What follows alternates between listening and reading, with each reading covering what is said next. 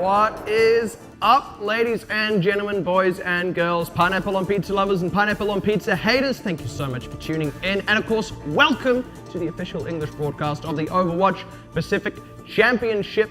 Here to steer us through the night is, of course, myself, Matt Pixie Carroll, and joining me here will be Kevin AVRL Walker and Matt Smite Ross. Got a pretty cool roundup of matches coming up today, kicking it off with a double AHQ slot as they take on the two Japanese teams. In fact, let's go ahead and take a look at DeToNator.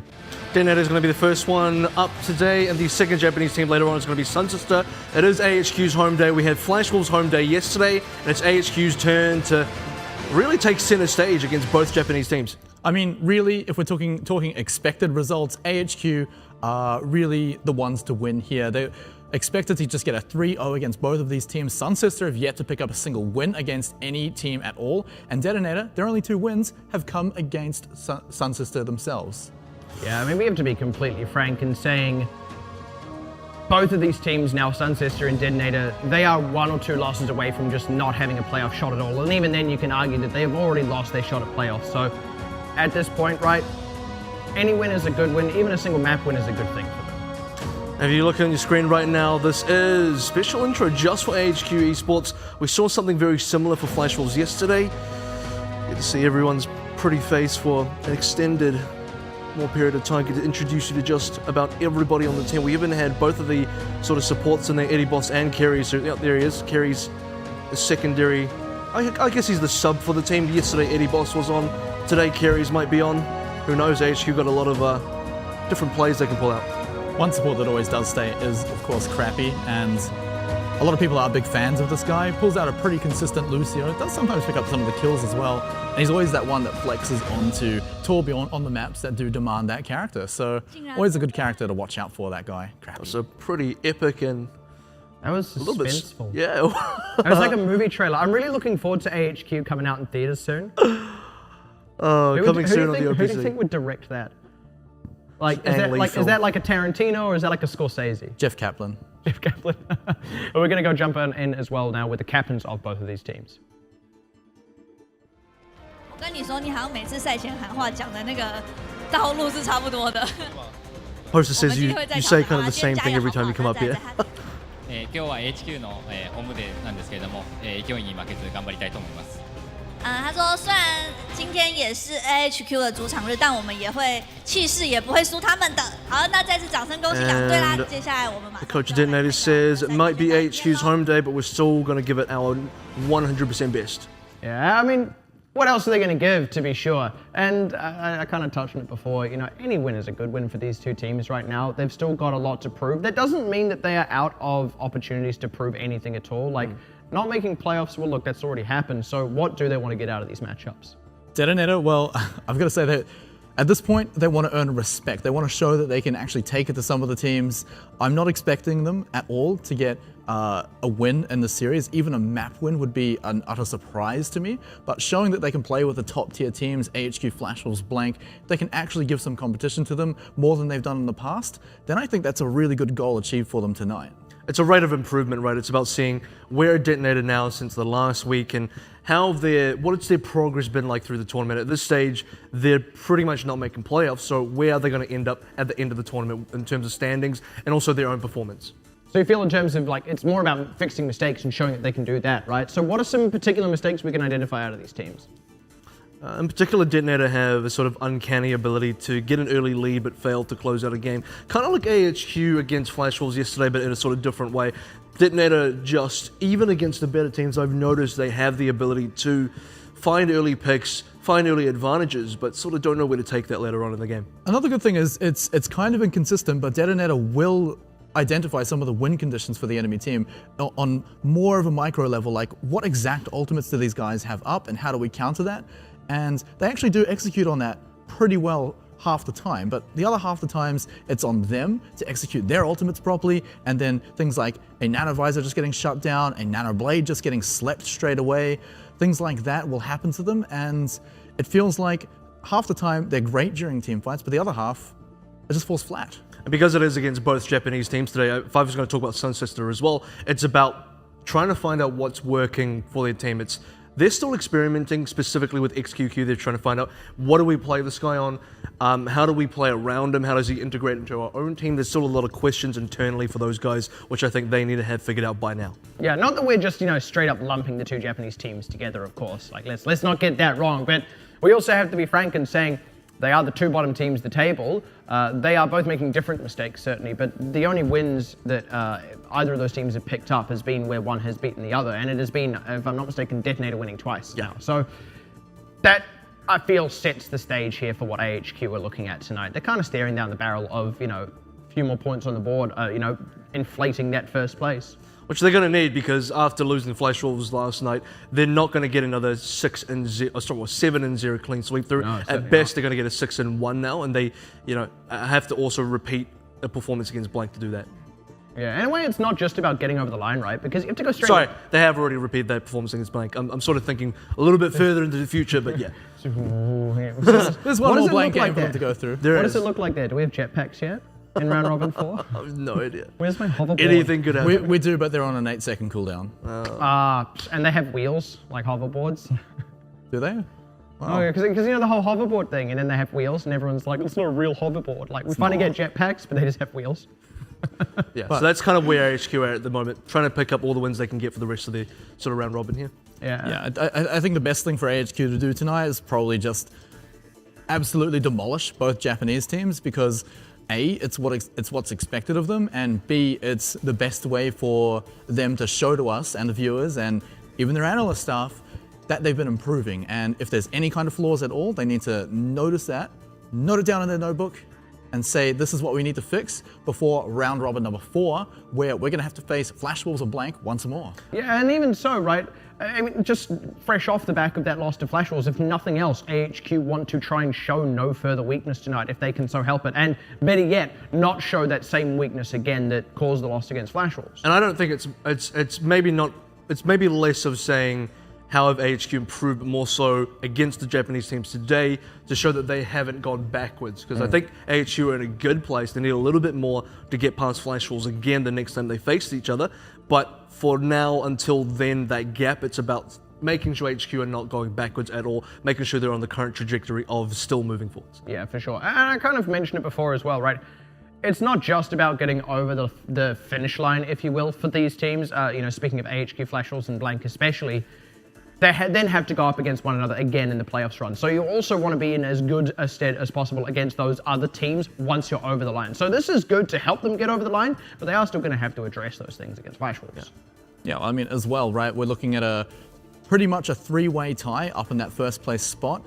A few more matches to be played out to decide if it's going to stay that way, but if it does, then those 3 teams are pretty much locked in for that playoff spot. And like you were saying, with you want to come in as high a seed as possible, then it's really going to be all about these other teams you play consistently.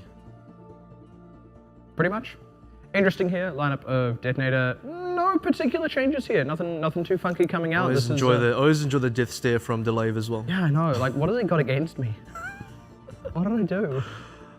Maybe I said his name wrong. We're still not sure if it's Delave or Delave. I'm pretty sure it's Delave just through the Japanese interviews. But onto AHQ as it is still.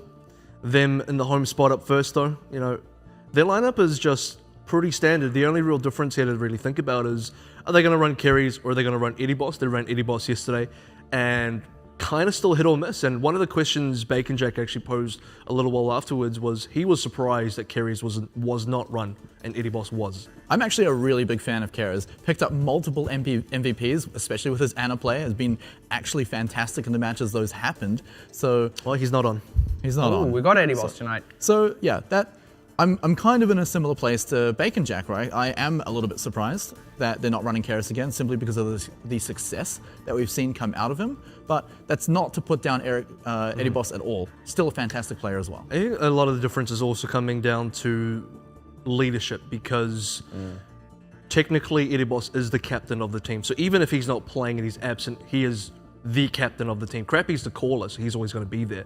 And Carries is less in that sort of leadership role, so that's maybe where some of the difference is also.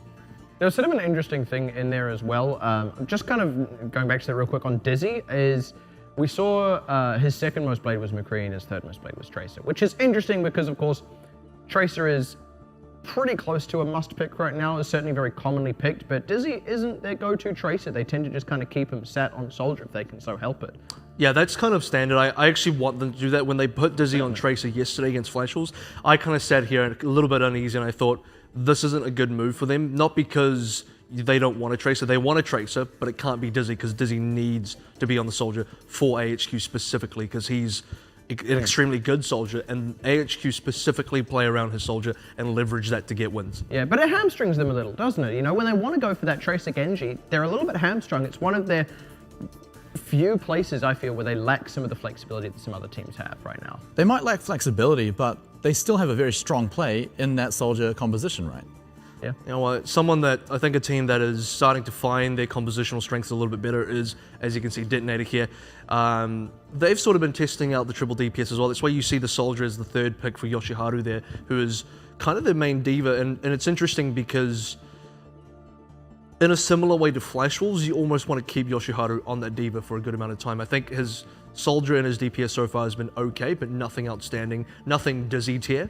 Not like Anakin anyway, who is very close to becoming an extremely powerhouse of a DPS player, and certainly I would say the superstar of DeToNator specifically. Interesting as well there, Anakin, one of his picks there was actually Sombra. They're one of the few teams that is flexing DPS onto Sombra rather than support, and in that there's also something else that's kind of interesting to note. I want to see if they'd kind of do this tonight here, DeToNator.GOLD. We noted it last night, having that kind of flexibility among supports. Lucio doesn't have to be in every single team comp, but we are starting to see combinations of, you know, Mercy and Ana Zenyatta, etc., etc. So I feel like that's actually something that kind of suits DeToNator ever so slightly more than AHQ right now.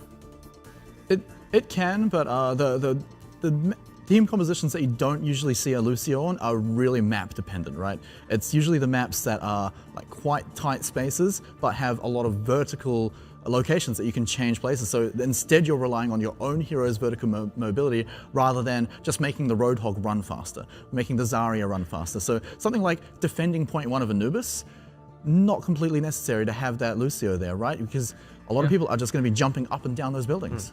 We actually got, I think we just got revealed the map there, which was Lijiang Tower picked by AHQ, and I think I do want to speak to the sort of support where they're sitting right now, because there's two directions the support meta is going in. One way is you're dropping the Lucio and just running Ana Zenyatta, and the other way is you're dropping all other supports except Lucio and running only Lucio and 5 other heroes that are not support. So 1 support, 5 of whatever else. So that's kind of the two directions the support meta is kind of moving in now, and you can do kind of either, and a lot of teams may still just feel more comfortable running the standard with Lucio +1.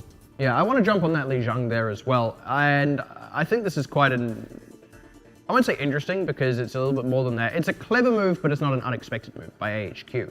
You don't want to show anything else you got in the back pocket. Lijiang is it's the map that everyone picks. If DeToNator were picking, I feel like they'd pick Lijiang too. But for AHQ, you know, if they've got something else that they're, you know, they don't want to go on to Nepal here, even though they could, and make it an absolute blowout. They just want to take whatever the most comfortable and unrevealing win is. Yeah, I think not revealing too much information at this point. This is kind of a common thread between all three of the top teams in the competition. So when you watch Blank play specifically, they're like, this is the quintessential Blank kind of thing, where the meta strategy pick is if they're playing against any team they're favored to beat, they're gonna be picking either standard maps that everyone just plays anyway, or something super oddball so that the other top teams can't get a real gauge on how Blank are gonna operate. Yeah, they pull out things like Lijiang, like King's Row. Yeah, I mean, it all comes down to just your favored matchup, right? It has to be quite favored in a situation like this, where it's the team who is tied at the very top of the table going up against the second last team who's only got 2 wins, right? So you're pretty much expected to win, you're hiding information, and really there's zero reason to pick any other map if you're just going to win the other one anyway. They've got to hide information for quite a long time though, right? Because they've already faced Blank and Flash Wolves for this round robin. Those are the 2 teams predominantly they want to hide information from, with the potential inclusion of Match Esports. Yeah. So that's a lot of time they're going to be hiding information. So there's kind of an opportunity for some other teams when they have home against AHQ to try and pick the oddball maps to kind of force AHQ to reveal strategies.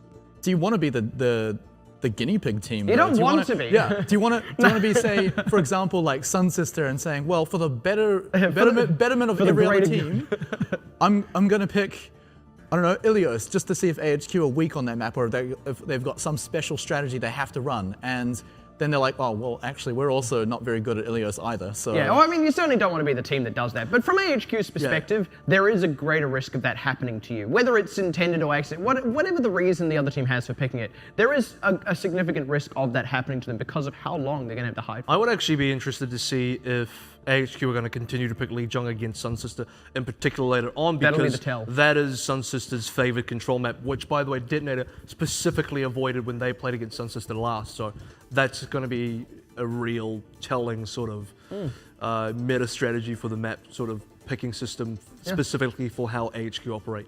And I feel AHQ could still feel favored going into that one, but you're right, it would come with slightly more risk than maybe going on to Nepal, and normally when you have the home advantage, you would go for whichever map is your most favored. So the coaches have had their cordial handshake. We're going to be getting on in before too long. Gentlemen, do we have any kind of closing thoughts about this before we really hit the ground running? What specifically did DeToNator need to do here? I think they need to leverage Anakin's star power a little bit. One thing that I've seen DeToNator do quite well here is play extremely well, particularly on gardens against a dive composition. They know how to counter quite well, and they know how to put Anakin in positions that really favor him. However, I also don't want to see DeToNator pigeonholed too much, because AHQ will be able to adapt, and AHQ aren't a type of team that plays too much dive anyway. They're a more tank-heavy sort of team, so DeToNator have to also be able to adapt to that. I think as well, just back to my point before, is they need to recognize what the enemy team is going to do to shut their advantage down. Because that's what they do to a lot of enemy teams. They can recognize that in enemy teams, for example in AHQ tonight, then I think they'll really start standing more of a chance. I think that's pretty fair. And interestingly enough, that's actually what Flash Wolves did to AHQ a lot last night, was shutting them out. And not in this totalitarian kind of way, but just in little bits here and there. So, hey, maybe DeToNator can tap into the same thing. In any case, we're going to go ahead, get on into Lijiang Tower. Thank you very much for joining us for that moment there, Smites. We'll be seeing you before long, I'm sure. But for now, we're going to be seeing China. This is familiar territory. Don't know what happened there. Just kind of mash those two words up like soup. Yep. Going to see Kalman back on the Zarya is also... It's become a bit of a rare pick for him, and is one of his more known picks, but just hasn't really been in the meta so far. And Dizzy, of course, back on the McCree, so that's going to be an interesting show. Very standard shield composition coming up from AHQ. Yeah, standard indeed. They're actually being pushed a little bit back. Anakin takes the opportunity to come into the backline here, which is smart, but AHQ have kind of dealt with it nicely. They're in a position now that they can kind of wheel around and attack through the side door instead. And this first fight has kind of been inconclusive so far. Yeah, I think DeToNator really did a great job of just pushing out area from AHQ without necessarily diving on top of them, which is kind of a big bait going into a shield composition where AHQ were kind of inviting DeToNator as well. I feel like they've got a really good position here, DeToNator, but they're not quite able to close out anything on AHQ. Oh, that's a great pick for them. Dizzy picking out Anakin. Should just give them the last little bit they need to get themselves in control at this point. Yeah, that's going to really start the roll on for AHQ. This is where they're going to start picking up all the kills, finally get themselves on the board here. It is a bit of a slow kind of strategy, and the headshots are absolutely flying for Dizzy at the moment. Wow. This is an interesting kind of pick here, coming out with the McCree. I wonder if this has anything to do with hiding strategies. No, this is fairly still standard. I mean, they could have gone with either McCree or Soldier here. I think McCree might have a couple of extra utility uses specifically on Control Center, where it is, I think, a little bit harder to play the Soldier effectively. Whoa, nice sticky actually catches Cowman. Unfortunately gets flashbang headshot, so out of the picture, but got the mileage he needed. The sound barrier committed out for AHQ. Dizzy trying to get something with this Deadeye. Oh, hey, that's a nice one to start it out there. There's going to be no sound barrier available for them, actually. He did have it up, so AHQ looking still in control of this one, despite arguably a decent opening by DeToNator. They just didn't really have the mileage to close it out. Yeah, Anakin gets his revenge finally as well. I think this is now DeToNator's chance to get themselves back in with Dizzy down specifically. Oh, and wow. a double kill from Yoshihara will definitely That set actually themselves should up. open it up for them, yeah. I mean, you can't really say that came out of nowhere because that was well set up. They kind of kept the fight alive for just long enough, and I think AHQ were expecting DeToNator to back off. They weren't really in a good position to move away from the self-destruct, put simply, and now actually DeToNator get the point capped pretty well deservedly too. And they've really cut the head off the snake of AHQ there, which is specifically Dizzy's damage output. Cowman has a little bit there as well, but he's not playing Hog tonight. He can't get those insta one-shots with the hook. He's got to wait for high energy on his Zaya pick, so that is a sick, what? Oh okay, no, never mind. Was that not a sticky? I think Cowman might have saved him there if he was... It must be, it surely must be. That's the only thing I could see. I mean, there was no Diva there to eat it up or anything, but in any case, goes wide after what was arguably a good setup by Anakin, and Cowman's actually kind of stuck off to the side here, gonna have to wheel around to his team. Anakin needs to be careful to not get caught up here as AHQ go on the retreat, but they have beaten AHQ back, and they're just kind of getting themselves more time on the point. Samurai D's throwing out an ultimate here, actually. That just kind of gives AHQ a window with that ultimate plus the nano boost on the Zarya, trying to close out the kills as best as they can. They didn't get much with the Deadeye. They're still wanting to keep this fight going. Yeah. I think that was a good Graviton Surge. They only got the one kill for it, but it's now giving HQ a little bit more room to work with, forcing Samurai D back. Dizzy goes down again. This is becoming a real problem for HQ. Without Dizzy, they're going to really struggle to get the damage out there. You've only got 40 energy on the Cowman as well. This is going to be a slow and long fight for HQ if they want to get this back. Yeah, they are sort of making it work just between Lazy Titan and Cowman. It's almost like they're doing it with sheer determination. Good ultimate out of Yoshiharu to kind of throw HQ's positioning into disarray, but it doesn't quite work out. Now DeToNator don't really have a positional advantage in this fight. Should just back off handily. Need not give up too many kills as they do so. They're still losing a fair few members here. Yeah. It is a strong... They're trying to stall this out. I don't agree with this. Well, actually, they're not stalling it out because it's already... Sorry, no, they are stalling it because it is in control of DeToNator. And they kind of do want to reach roughly towards their 90% mark if they can. I still think the difference between 80 and 90 here is kind of negligible, so that extra 8% to feed ults into AHQ might cost them a little bit later on, specifically because AHQ's now reaching the 70 mark themselves. Yeah, I don't know that DeToNator have time to draw ultimates out of AHQ to build an advantage, and they threw a lot of ultimates into that last fight.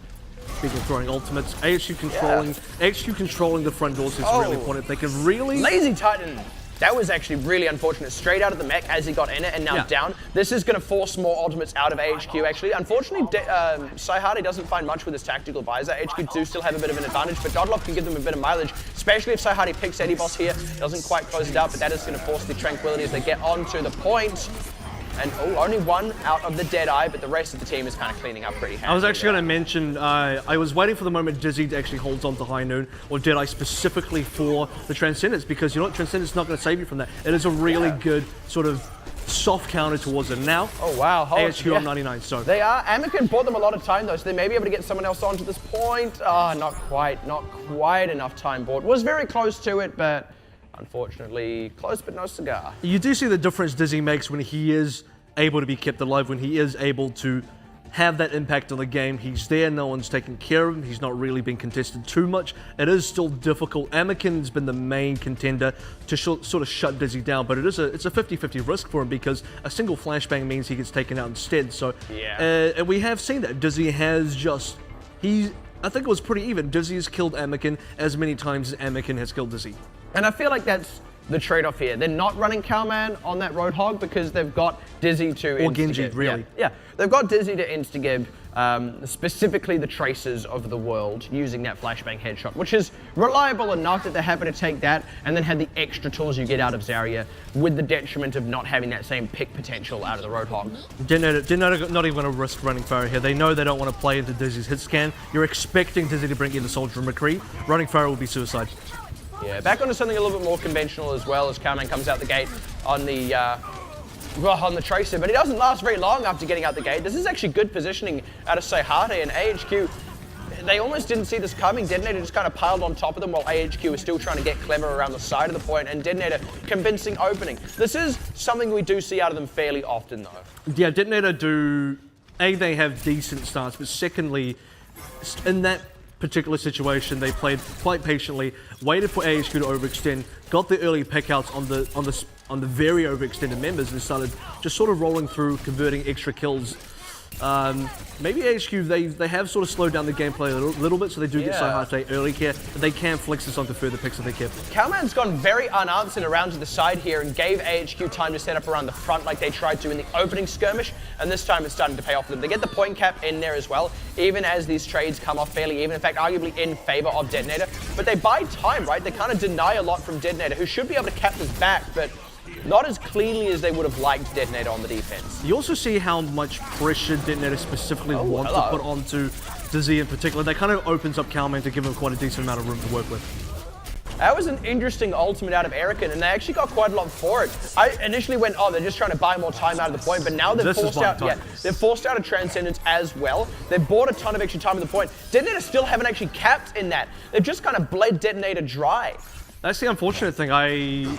That ended up being a huge waste of a Transcendence because he only ended up saving himself and only for a short period of time before Erican went and ran him down. Anyway, DeToNator didn't have control of the point, so he wasn't stalling for extra progress. He wasn't able to contest and get their point back himself, so nothing really got achieved there for DeToNator towards the end. And AHQ, we're back in the sort of position where AHQ are taking command of the game and they're way ahead in ultimates. Emikin trying to kind of channel his inner Cowman and harass on the side, but he went straight in for the Pulse Bomb, which got Transcendenced out. Saihari getting very hard pressured off to the side here. Can't really come in and contribute to the fight as the rest of his team is just getting cleaned off by AHQ's backliners. They're too entrenched on this point. They're really struggling to deal with Cowman and Dizzy. I think that's a full team wipe as well. They sort of got a little bit Just staggered. about. They got it kind of staggered, which is going to help them in terms of making sure the respawns are a bit longer for DeToNator.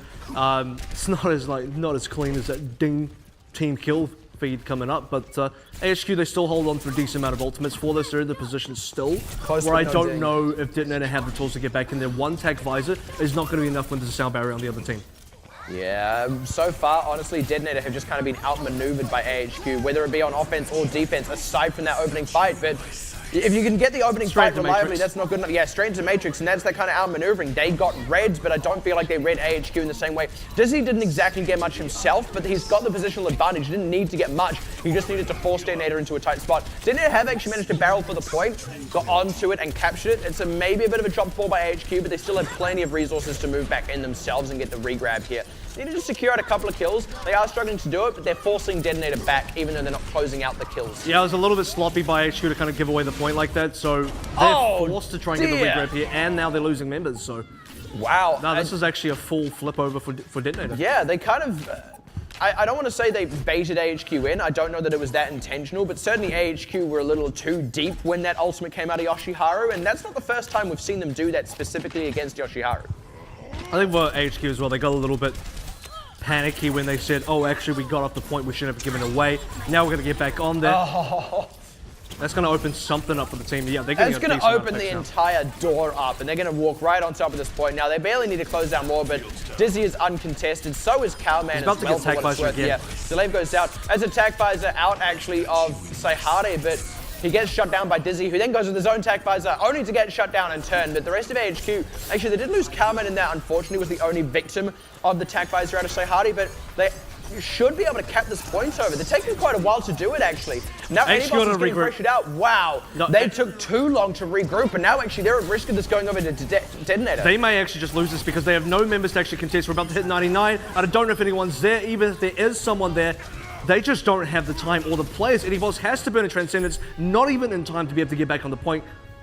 DeToNator really flipped it back around, and I want to say mostly due to the fact that AHQ misplayed specifically on the end where they were about to hit the 99 overtime. In fact, I think they probably did, and DeToNator immediately flipped it back over onto their side, and AHQ kind of let that go. They just got off the point, let it cap, and then decided afterwards, oh, we need to go for the regrab now. They went for the regrab straight into self-destruct from Yoshiharu. And from that point onwards, DeToNator were ahead of the game. The tag visor trade didn't work out for either soldier, but thankfully for DeToNator, they ended up getting more trades out of it regardless from the other members, so they just never lost control. Yeah, it just kind of dominoed out from, like you said, DeToNator getting that grab that I feel arguably they shouldn't. And also arguably at the end, AHQ had all the tools and they mis-executed. And when you're in that final situation, you can't afford to mis-execute. That's actually a really, really big slip out of AHQ. Oh, they're going to have to clean that one up. Oh, my goodness. We're starting to see a lot more of these Indiana headshots coming out, so it's just a really good way to start the game. I never get tired of seeing it as well, especially when it is against someone like a soldier. In any case, that means DeToNator should be able to get onto this point. Really, it's only Cowman here, and they take him out. So, yeah, DeToNator leveraging that one pick for all it's worth, and not too unsurprising either. ASU should have probably thought about that a little bit better and said, we lost Dizzy fairly early. We should just walk out with 5 of our members, not give away any more kills. They gave away 2 extra deaths, which is definitely going to hurt them a little bit. I don't know, maybe not so patient play from HQ. Yeah, I like this positioning as well. They're really trying to force AHQ into a corner here. They're throwing down all the healing though, so DeToNator have started to overcommit a little bit as they haven't got these kills out. They do lose Eddie Boss, but Yoshiharu out of the mech should go down as well. There he is. They don't get anything more out of it, but they've got a numbers advantage now which they can leverage into a fight, and then a cap if they can actually close out here on Anakin. Even without that, they're barreling towards the point. Should be able to cap it. They're forcing Anakin out really hard as well, so Hate goes down, which means AHQ absolute control at this point. They should get the cap over. There might be a little bit of a delay coming out, but this may just end up being a 1000 HP feed coming out from Samurai D. Yeah, it does actually force the sound barrier out of Crappy, which kind of cues Delay to throw his out as well. And now all of these teams are just throwing everything they can. Funnily enough, Dizzy not getting much with the Attack Visor, as actually DeToNator do get a few favorable trades, but they close out on a couple right at the end there. And they're kind of struggling, actually. They're struggling to keep the numbers in their favor here, AHQ. I feel like a bit much has been committed by both sides, but it's like they forgot that DeToNator had been the ones with the point this whole time. I really feel sorry for Eddie Boss, actually. I don't know if we caught that, but Eddie Boss went down obviously quite early in the first fight, and then as soon as he wanted to get the respawn back in, he found Samurai D in Primal Rage form, straight away got taken down. And already, like, Eddie Boss is forced to use the Transcendence here to keep his team alive. I think they should be able to pick up enough members here, but they are severely behind in progress now. They are. That was a lot more than I think they were expecting DeToNator to get. Like I said, when they went for some of those dubious ult trades, it's like they forgot that DeToNator still actually had the point. So they kind of ended up favoring DeToNator just because both teams exhausted themselves and DeToNator got up to 80%. Yeah. I think we've seen this situation a lot of times as well, which is essentially both teams are committing a lot of ultimates, but whichever team actually currently has control of the point, they're always winning in the middle of those trades just because they're racking up the progress while the other team committing ultimates is not. And now they have the point, but they're playing catch up in terms of progress. Yeah, Dodlov does have the Transcendence as well, so they've got that to really go on if they want to commit to a fight here. Want to maybe get a few more ultimates up beforehand, but Anakin does have the opportunity to make themselves a window with this Pulse Bomb. Oh, here comes the early sound barrier. It's not super early. I guess the HP was pretty low. That's the commit. It is going to force the ultimate now out of Lazy Titan. Oh, they don't even need that, but they get the kills with the rest of their DPS. This is the AHQ we kind of expect. Dizzy sitting largely uncontested, puts enough shots into everyone that the cleanup crew has an easy job of things. Oh, that is good. And yeah, that is really good. That is exactly the fight that AHQ needed. And the best thing for AHQ is rotationally for ultimates. They've sort of timed it so that crappy sound barrier is down, but Eddie Boss's Transcendence is up. And as long as they can keep rotating these defensive ultimates, they're always at a stage where they can keep themselves alive and in control of the cap. Yeah, they're certainly not out of the woods yet, but more execution like that, and they should be able to steer themselves through this. DeToNator do still have a good round of ultimates themselves. They do have the opportunity to go in. I like this by AHQ going very aggressive, but they're trying to force ultimates out of DeToNator and also force the fight to happen away from the point to try and gain more time for themselves. But losing Eddie Boss is very bad for them. They have no defensive ultimate to come out of either of their healers now. They need to get on top now. DeToNator, they need to get on top of Cowman and Dizzy as the Attack Visor comes out. No one's quite going down for it. They need Eddie Boss back. Yeah, they definitely do need Eddie Boss back. And he's making their double time. He's really floating his way over to the point. But DeToNator is starting to drop down anyway. Not quite enough mileage out of that sound barrier. Delay finally going down. We will have a Transcendence in a moment, but Eddie Boss committing his own means AHQ should be able to secure this. That was a really tricky situation for AHQ because, like we said, they had the Transcendence as a defensive option, but as soon as Eddie Boss went down, it's like, well, what they needed to keep themselves alive on the point suddenly went away. The point also got flipped over for DeToNator in the middle of all of that, so actually kind of let control just get out of their hands for a little bit longer, but I think they should pick this one up. Yeah, they should. Anakin actually bought them overtime there, which they otherwise wouldn't have got, and got a kill for what it was worth. But I like how AHQ reacted to losing Eddie Boss there. They knew they didn't have the defensive tool, so they went, look, we can't just fight on the point, we need to find a better defensive spot. So they went ahead and did that anyway, knowing that it would mean they'd probably lose the point because they felt confident enough in taking the fight itself that they could get the cap back. It's exactly what happened. I was actually going to say before that AHQ, they weren't looking panicky, but they were looking a little bit sloppy. They weren't looking clean, but they seemed to have just kind of fixed up whatever was happening there, and they did look a lot cleaner towards the end of it. Well, that was the sloppy part, wasn't it? Which was their game plan needed to have been to leverage the Transcendence to keep themselves alive on the point, to then have full control and not let the cap go over, because when the cap went over, it was overtime in favor for DeToNator. They were at risk of losing again, put themselves in desperation mode, where Eddie Boss had to speed himself all the way back on, and luckily, or fortunately enough, HQ had most of their members alive to recontest. Yeah, fortunately indeed, and also well positioned. Good good reaction. I feel like a lot of teams would have failed on that, but yeah, ideally just don't lose any boss in the first place. And another good reaction out of them, they're not going to let DeToNator kind of do this hard pressure on the front as same time as they did last time here on Gardens. So yeah, this is much better reacted to out of AHQ and already looking a little bit better. They're the ones beating back DeToNator as they pick up a couple of kills, and that should be the secure for them. That's really good from Dizzy because he understands one of the biggest contenders for actually killing him has been so far Anakin. So right at the start, you saw that Dizzy focusing a lot of his damage directly onto Anakin, forcing him out of fights, denying Anakin from aggressive positioning, and then finishing up the kill on him anyway. As soon as Anakin went down, the next DeToNator member went down, and then another, and eventually 4 or 5 of them are gone. Massive ult charging for AHQ. Yeah, they're definitely sitting in a much better spot than they were last game. Yeah, Lijiang about to get back into this mech. Sorely needs it, but he gets it just in time for DeToNator to arrive. And this is going to be a hard commit out of DeToNator. They're really looking for something here, but AHQ, again, they're kind of reading it. DeToNator trying to sneak a cap around the back side of this, but they're losing the members here, DeToNator. AHQ are just out-pressuring them. They're not going to fall prey to any of the tricks DeToNator pulled out on this first time around, even when DeToNator actually lost a lot of fights on the first time they were on this map. And again, getting a large number of pickouts and not even having to spend ultimates there. Got a really quick charge onto Eddie Boss. And this is a situation where AHQ, they didn't have anything realistically to spend anyway. And it just shows their ability to win these no ultimate fights where neither team really has anything they can afford to use. But AHQ still come out on top positionally, damage-wise, just everything overall.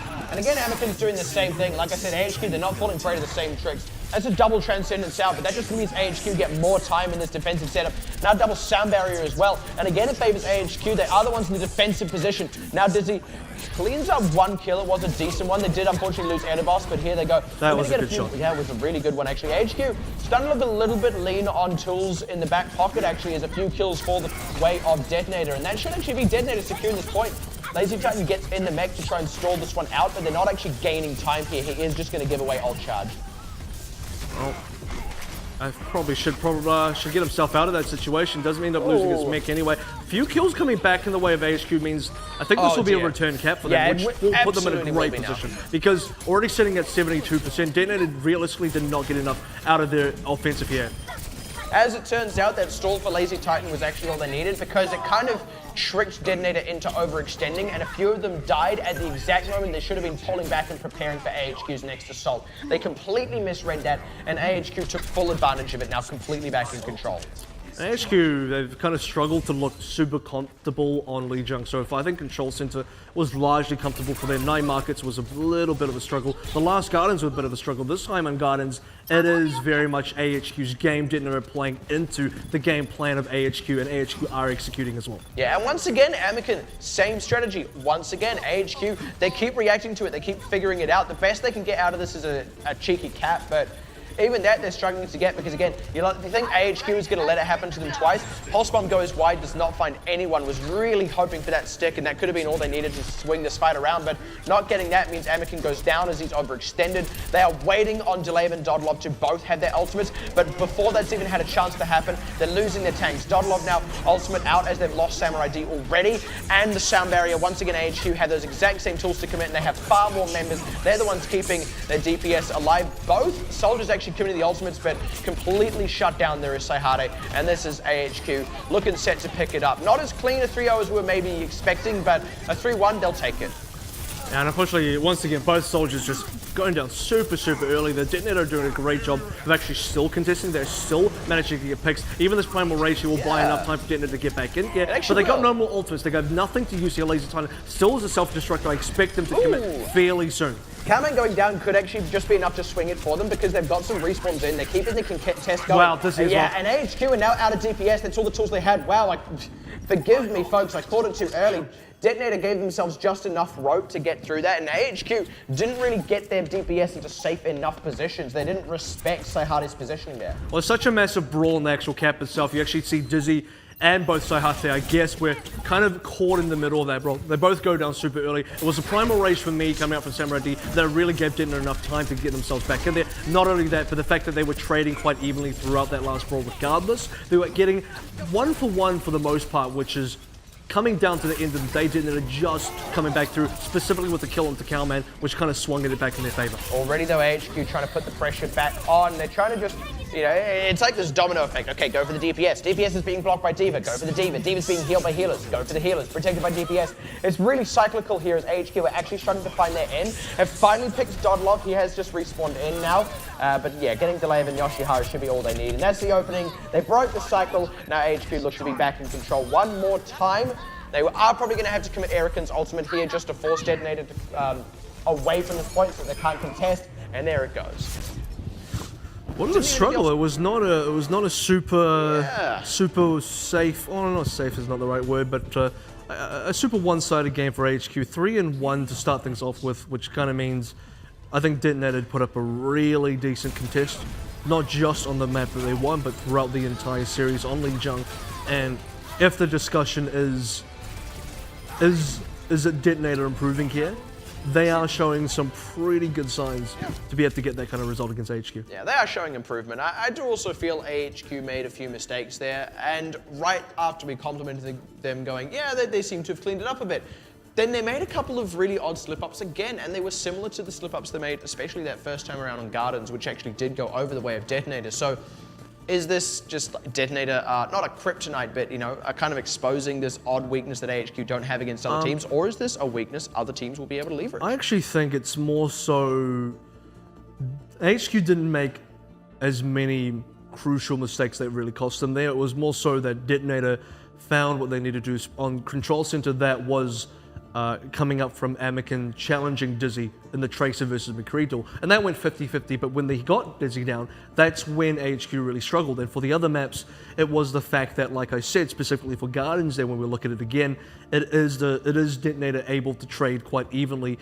even under high pressure situations where the overtime is in AHQ's favor. DeToNator are struggling to get themselves back at the point. They're in desperation mode, but they can get even trades. I think also it felt like when those desperation mode plays did come out from DeToNator, it felt like AHQ were almost put into panic mode, right? They were struggling to come back and they say, oh, wow, we're actually losing this fight. We can't lose the point now. Or maybe DeToNator have capped the point in the background in the first match on Gardens. That was a big one, right? Yeah. That happened, and then it felt like they just all sort of rushed back onto the point. Like, we can't lose this. We need to get it back right now. When really, they just took a few more seconds to think about it. It's like, well, okay, look, we can lose the point sometimes. It's not the end of the world. We can just regroup and not get killed by a self-destruct, which is another big reason why DeToNator pulled ahead on a few of the maps. It's hard to say that it was panicked, but it certainly wasn't patient, which is actually something we have really praised AHQ on in the past, actually. They are very much slow and steady. I mean, even to potential detriment in certain matchups, but this felt uncharacteristic in a lot of ways. I think DeToNator play maybe perhaps a little bit different to what AHQ were kind of used to there. DeToNator definitely knew where the holes were to pick out. What was really quite apparent to me with DeToNator are getting a good grasp of finding the weaknesses or where they can really leverage their own advantages against AHQ and executing well onto that to put it back and to put the game into their favor. So, but it does come back. They did good. It does come back a little bit to what I said before the match, where it's you get those moments, those golden moments for DeToNator where they do execute pretty well on their team fight. They say, look, this is the thing we've got to deal with during this next team fight so that we win. And they go and they deal with it. In this case, a lot of it, like you said, was finding Dizzy, shutting him down. That was a big one on Control Center. Also, kind of forcing them out of position during Gardens was another big one. And they were doing that half the time. But the other half the time, it just felt like what they were trying to do was falling flat. And then those were the moments where AHQ said, look, we're the top of the team in this tournament right now. This is what we should look like. Yeah, and it did always feel like AHQ had a bit of a positional advantage anyway. And there's something else that kind of went on there. They did lose some opening skirmishes. Sometimes DeToNator do just seem to do that, but of course other teams react to it. And I've started to note a bit of a weakness here in DeToNator is other teams, they learn what DeToNator are doing, and then DeToNator, they do start learning what the other team is doing and adapt to it, but they do it much slower than their opponents. I think just on your opening skirmishes point, the night market match we saw, headshot onto Dizzy straight away from Zenyatta. Fantastic. It was done. Now, the difference between DeToNator tonight and DeToNator a few weeks ago is that if they had that headshot a few weeks ago, they would have positioned a bit slowly, would have said, look, we've got the advantage, we can try and still win the fight, try and move on to the point.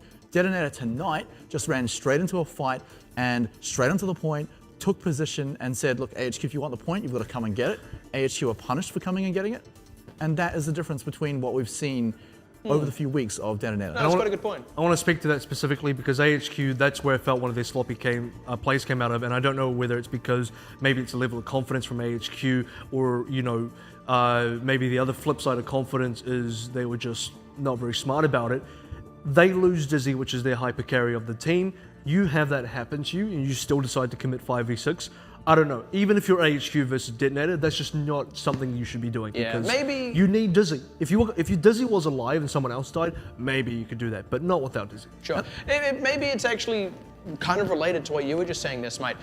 You're actually quite right. I think DeToNator played with a lot more confidence than they previously have, and perhaps that's all it was. Perhaps that confidence was what was catching AHQ off guard. It's more so AHQ's confidence. It's like if they're confident enough to think they can still 5v6 DeToNator without Dizzy, I think that's overstepping their boundaries a little bit.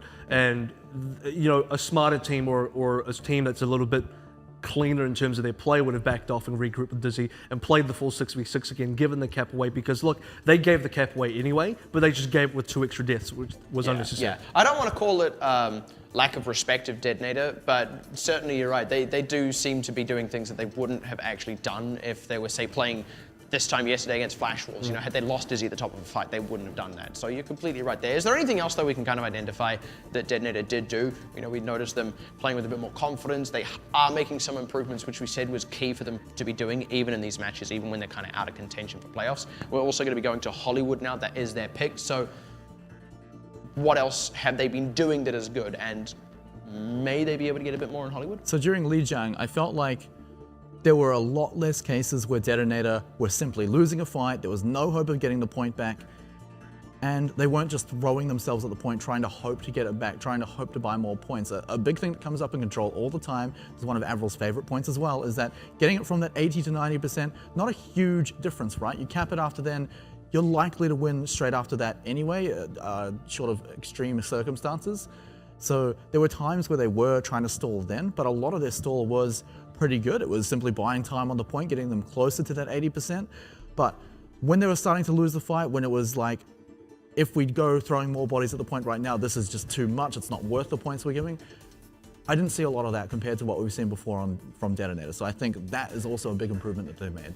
I think DeToNator may now, going into Hollywood and further on in this particular series, may look to struggle a little bit more against AHQ, because I kind of personally think that AHQ as a team, when we look at their composition, when we look at their team strengths and weaknesses, I think Control is their weakest game mode. Maybe statistically that doesn't show up, but when you put it on paper, that is exactly where Dizzy has the most pressure on him game mode wise. He's not able to back himself in a corner and just shoot everyone. That is also where triple tank doesn't work so well. They need extra mobility. They have to put Calman on Tracer a lot of times. And Calman is not Bacon Jack. He's not IE up either. He's still good, but he can't fight toe-to-toe with those guys. And we saw that against Flash Wolves. He just got out-dueled by Bacon Jack consistently. Now we're onto Hollywood, we're onto Hybrid. I think it favors AHQ so much more in their particular playstyle and win conditions. Yeah, it's a shame we didn't get much of a chance to talk about it, because I was even going to say, like, when you're DeToNator in this position, I mean, where do you even go, right? Do you want to go to King's Row knowing that AHQ probably just had that little edge over you? Do you want to take Numbani where they're beating teams like Blank? Like,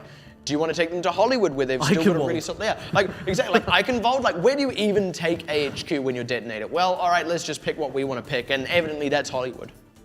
I think Hollywood's a bit more okay because you can be a little more confident in what AHQ is going to run. Hollywood's one of the maps where Crappy is almost definitely going to be on that Torbjorn, so you can definitely tick that off the list. It's going to say more about the composition as well. It's going to be one healer. You're almost definitely going to have Dizzy on a soldier. This is, of course, speaking defense, right? You're going to have him hold up in the restaurant on the top floor on the balcony, and you know with that's a big probably plate of spaghetti. Big plate of spaghetti, a whole lot of carbs in that, and you know he's going to be there. So you can put a lot of focus in there, deal with that turret, whatever, and then go on for Dizzy. He's going to have a lot of protection, of course, but at the same time, you've got a very, very good idea of what AHQ are going to do on that first point of Hollywood. Well, I mean, soldier sprints, so I expect them to work it off pretty quickly. That's not going to be a problem. Yeah. It will still be a bit of a problem. He's getting fed. It still will be a bit of a problem. He does get fed, it's true.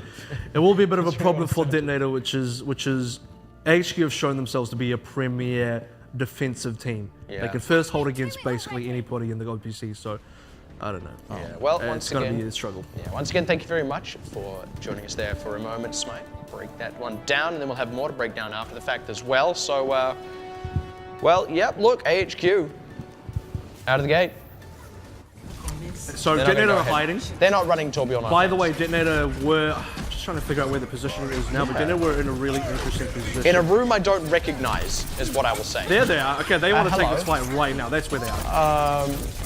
I mean, element of surprise, I suppose that's the plan. They do actually pick Dizzy, but they're struggling a little bit. They've lost Samurai D. They need to close out on Eric, and they need to do it really quickly because they're actually kind of suffering now for this positioning. Yeah. They're not around the point, and they've just kind of given this one This away. is a free cap now, and here's the problem. Trying to be too clever. You want to have the element of surprise. What they did there was they popped the turret in the same direction that they were going to pop out of themselves. So they were already looking there. Yeah, you just made AHQ look in the direction where you wanted to surprise them. I don't know about that. Yeah, well, they do actually hold on to the point just barely. They kind of repelled AHQ at the last minute there. And I think that's purely because they had just enough time with the respawns, but I still don't know if I agree with that. Like, that's not something you should intend to do. Like, oh, and if we die too quickly, we can just respawn and still hold. Like, that's not safe. Well, you can't come back and just hold because you're then attacking into a hold. So, yeah, pretty much. oh, look at this position. So AHQ got to go all the way around the back. So now, like I said, they have the defensive positioning. They have now the cafe section. This is good. Yeah, they did actually lose Cowman though, so they lost a bit of that pick ability, and they did also lose the whole hog, but they have the high ground, they have the positional advantage, and once again, it's more like DeToNator attacking onto AHQ than the other way around, so AHQ can just kind of bide their time, enjoy this positioning, get a few kills out. There we go, closing out on Yoshiharu. They want to try and get Saihade as well. Not quite going to get him before that ultimate comes out, but he doesn't get much with that ultimate, and Dizzy is still uncontested. Now can come in with his own ultimate. Yeah, he should be able to get the tag visor out here.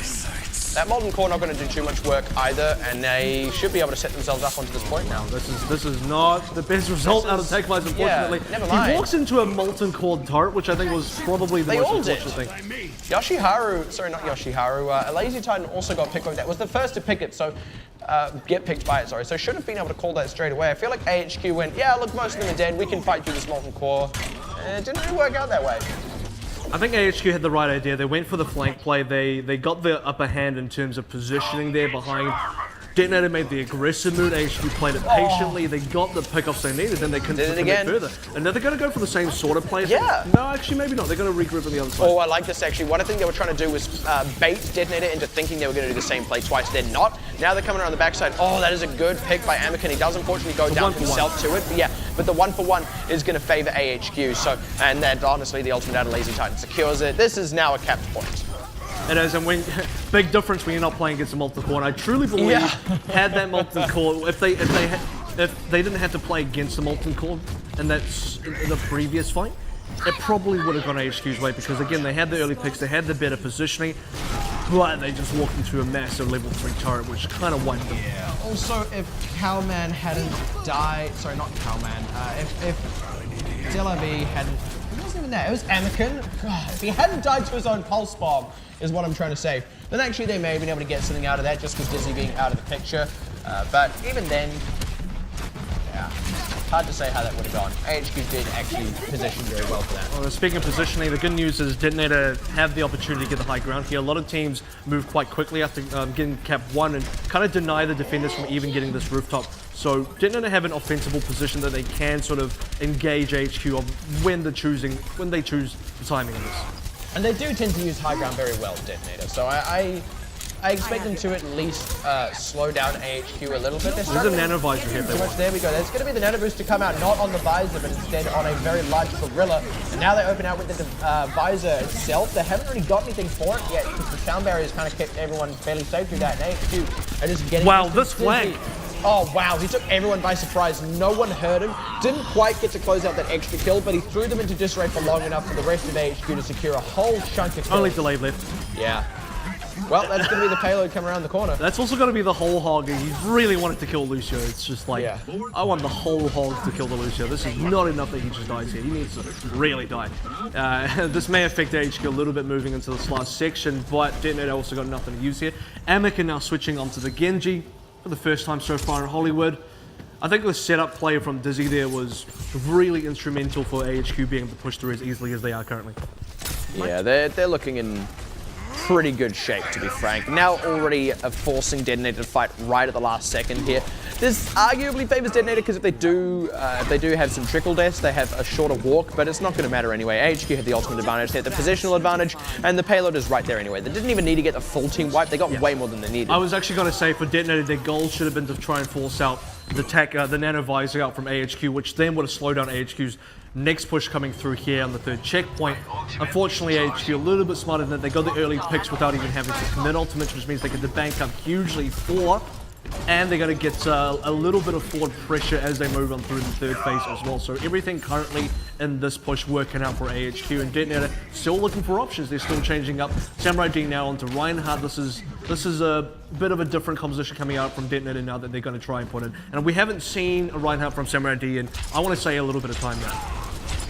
Yeah, put simply. Well, at any rate, AHQ, they're already getting this payload really close towards the end and have a huge ultimate advantage. Earthshatter doesn't quite catch enough people for that self-destruct to do a ton of work, but it does at least get Yoshiharu's mech. He was one of the few who was kind of closer to a nod. Anakin is the only one with anything to go up, and he gets hooked straight up. Yeah, now Dizzy opens with the attack visor. That's a nano-boosted Reinhardt as a kind of last ditch, but AHQ completely wiped DeToNator after capping the first point, kind of made it look easy. That last section from about Cap 2 onwards is fairly clinical by AHQ, a very expected outcome by AHQ as well. Everyone sort of in their individual roles performing quite well. Dizzy finding the pickoffs, getting really sneaky even on the high positioning. I still believe that was probably the single play that kind of pushed him over really quickly on the streets phase, and then also the early shutdown from Cowman with the hook onto Anakin as well, as soon as the Dragon Blade came out. And this is very typical of Cowman. This is the guy that he can just do that consistently. We saw him do that against Zonda so much yesterday. He'll throw out the hook and find exactly the guy he needs. It's usually Genji. He's really good at hooking Genji specifically. Because the hook is magnetized in Genji, whereas all the metal.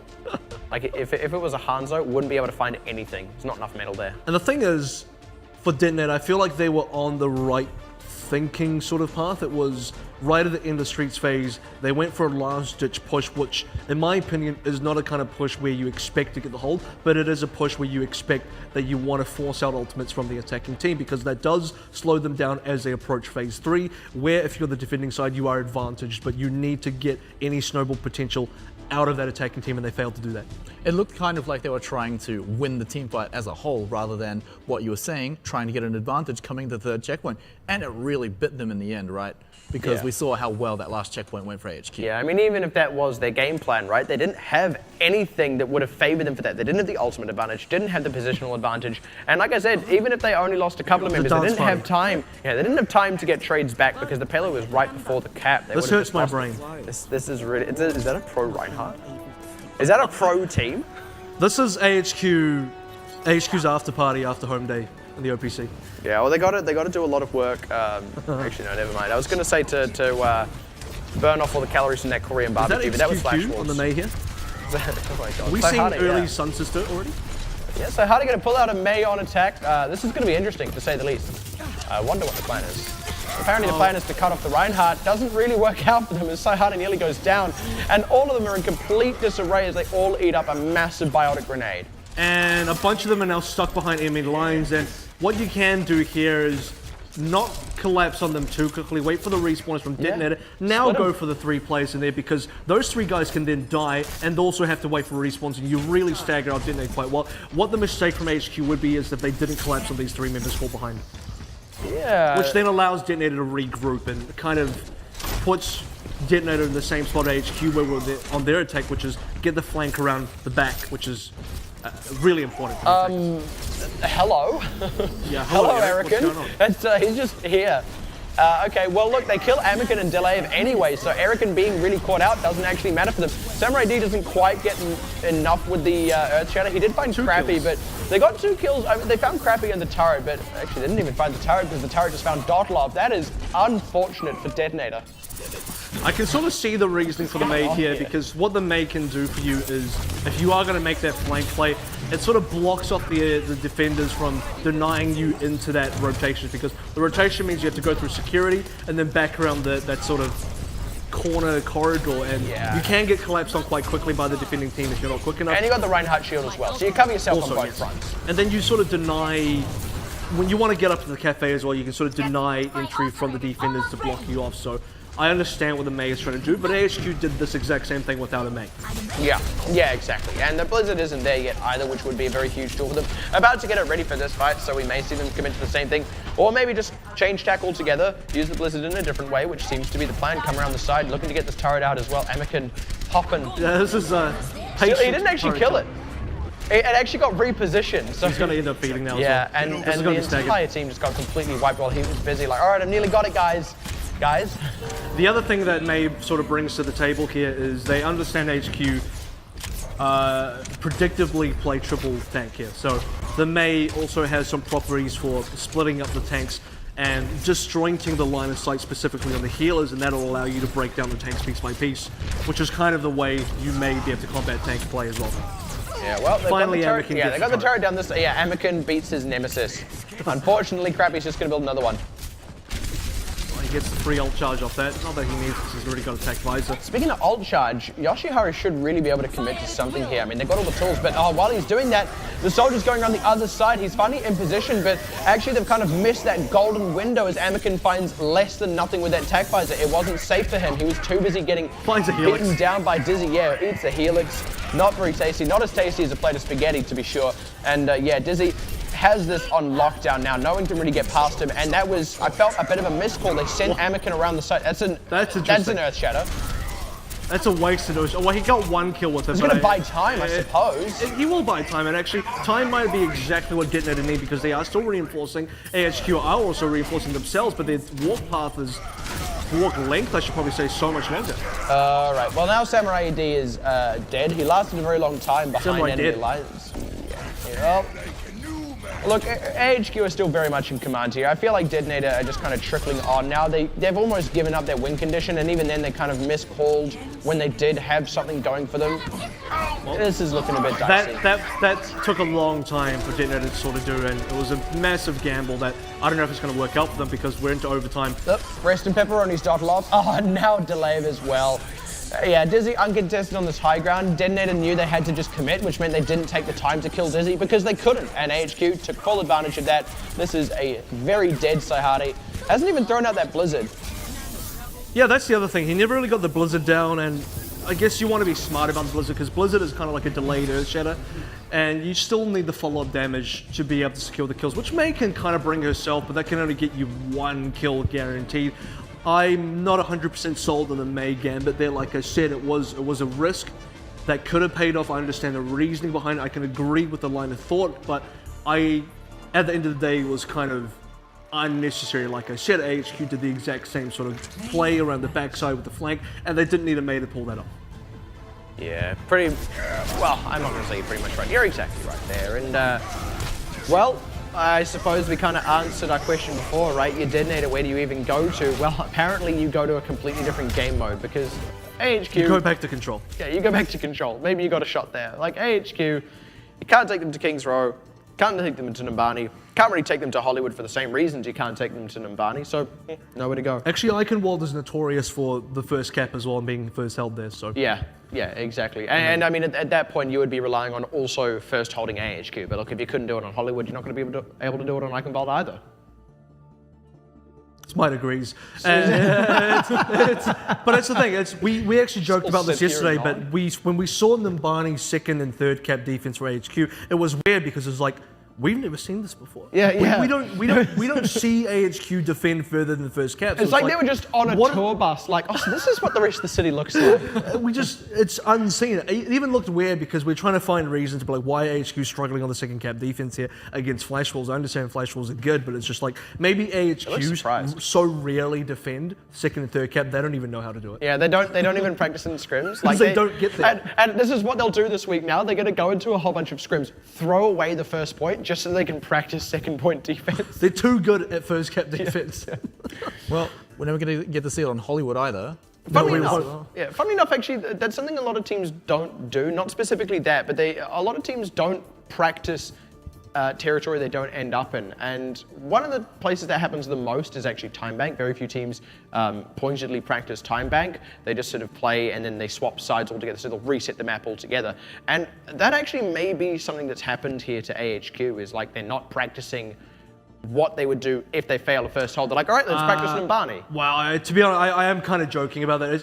It's the joke because we don't see it, but I do think they practice. There's no way they don't, so I don't want to take it any further than the fact that it's just a bit of a joke. Well, they probably do practice it, but I mean, evidently not enough, right? I mean, they're still lost, and they did look a little bit in disarray. They didn't look completely disorganized. They just looked like they struggled to find their feet a bit, but that does speak to not an absence of practice, but certainly not enough of it. Well, I mean, it did come to that against AHQ, but did not come to it at all against DeToNator. No, and so certainly if you can do it consistently enough against most teams, then who needs to practice those other points, right? If you can just full hold everyone. So it's a little bit fair enough, and more to the point for like this series is that looked a lot more one-sided than Lijiang Tower. Yeah. Yeah, sorry, continue. Yeah, I mean, AHQ just in every single aspect outclassed DeToNator. It did take them a little while to get to that first point. I mean, they still capped it in a pretty good time, but considering how DeToNator's first defense came out, where they were literally hiding outside the spawn, which I was expecting them to just get wiped, to be honest. It was, they kind of did. Yeah, kinda. well, they did, but they Basically came back. I expected the point to be captured pretty much immediately. They came back because they died so fast, they were able to get back to the point. Well, I'll actually tell you what happened is, because it went so 50-50 in that first engagement, or it was actually, well, not 50-50, it was more like 70-30, because DeToNator got a couple of pickups themselves, which weakened AHQ's push. AHQ committed with the remaining members anyway. They pushed around the backside, but where the backside they pushed from, that's exactly where DeToNator spawned, so they got caught and pincered by DeToNator. Yeah. Yeah, basically. And I feel like actually, despite all that, DeToNator would have still been better served having a plate of spaghetti. I mean, that's the thing, right? Because of where they were set up, the spaghetti arrived at the table, there was no one there, and it just went cold. By the time they were they were still able to eat the spaghetti, but it was cold spaghetti, and they still lost the point after that. Right. Whereas Dizzy, he ate his hot spaghetti, he was ready to fight. Now I'm just hungry. Yeah, okay. Thanks a lot. Sorry, buddy. Can we get some spaghetti in here? No. I can't imagine a worse thing to try and eat, like, while doing a show. Just eat a plate of spaghetti. Yeah, so the other thing that was quite evident is where we saw a lot of time being lost and a lot of sort of where the big swing is for either team is that massive engagement towards the end where both teams were just slamming their heads at each other into each other's brick walls, throwing ultimates as soon as they were there. Yep. And it was working hugely in the favor of HQ because, again, they had control of the point itself. They were just, there was no real contest from DeToNator in the sense that from an objective point of view, they weren't winning on the objective. And we saw that on Lijiang as well the other way around. And whenever a team sort of does that, and they're throwing everything while not really getting anything objective-wise, they're just building time for the other team and losing time themselves, which massively swings the fight the other way. Yeah, I mean, really nobody wins. And in that specific time, well, somebody wins and they win really big. Yeah, but like one team loses big. Yeah, but like no one feels like a winner. Like it's just like and then like one team is on top and the other's not. It's like playing Brawl. Like one is just picked at random to be the last guy alive, and that's the team that wins it. I think it's for the team. Sorry, we'll get to you in a sec. It's for the team that is committing heavily without control of the point. They're the ones at most risk of losing. Yeah, if you're racking up percentage points on the point itself or ticking towards capturing or holding it itself, then really you're kind of the team that's winning. You're winning in that scenario, so I'd say there is a big winner there. Yeah, there is because, yeah. Yeah. Not really much else to say about that point. Pretty much. But we'll take a look at the match list as well. Let's see where we're at. And I mean, look, they're already 2-0 up. I'm not going to call this a foregone goal conclusion, but we are definitely expecting them to take Assault as well. It is one of the strongest places for AHQ. Then they immediately come up against Sun Sister, who have arguably an even bigger ass than that. Well, in any case, second half of the night, this is where some really, really tense matchups are going to come out of Blank. Going to be playing Flash Wolves and then immediately go into a match against Hong Kong Attitude, a team that gave them a bit of a surprising run for their money when they met previously. Went to a full Game 5, first time that happened to Blank this tournament before they had actually picked up losses.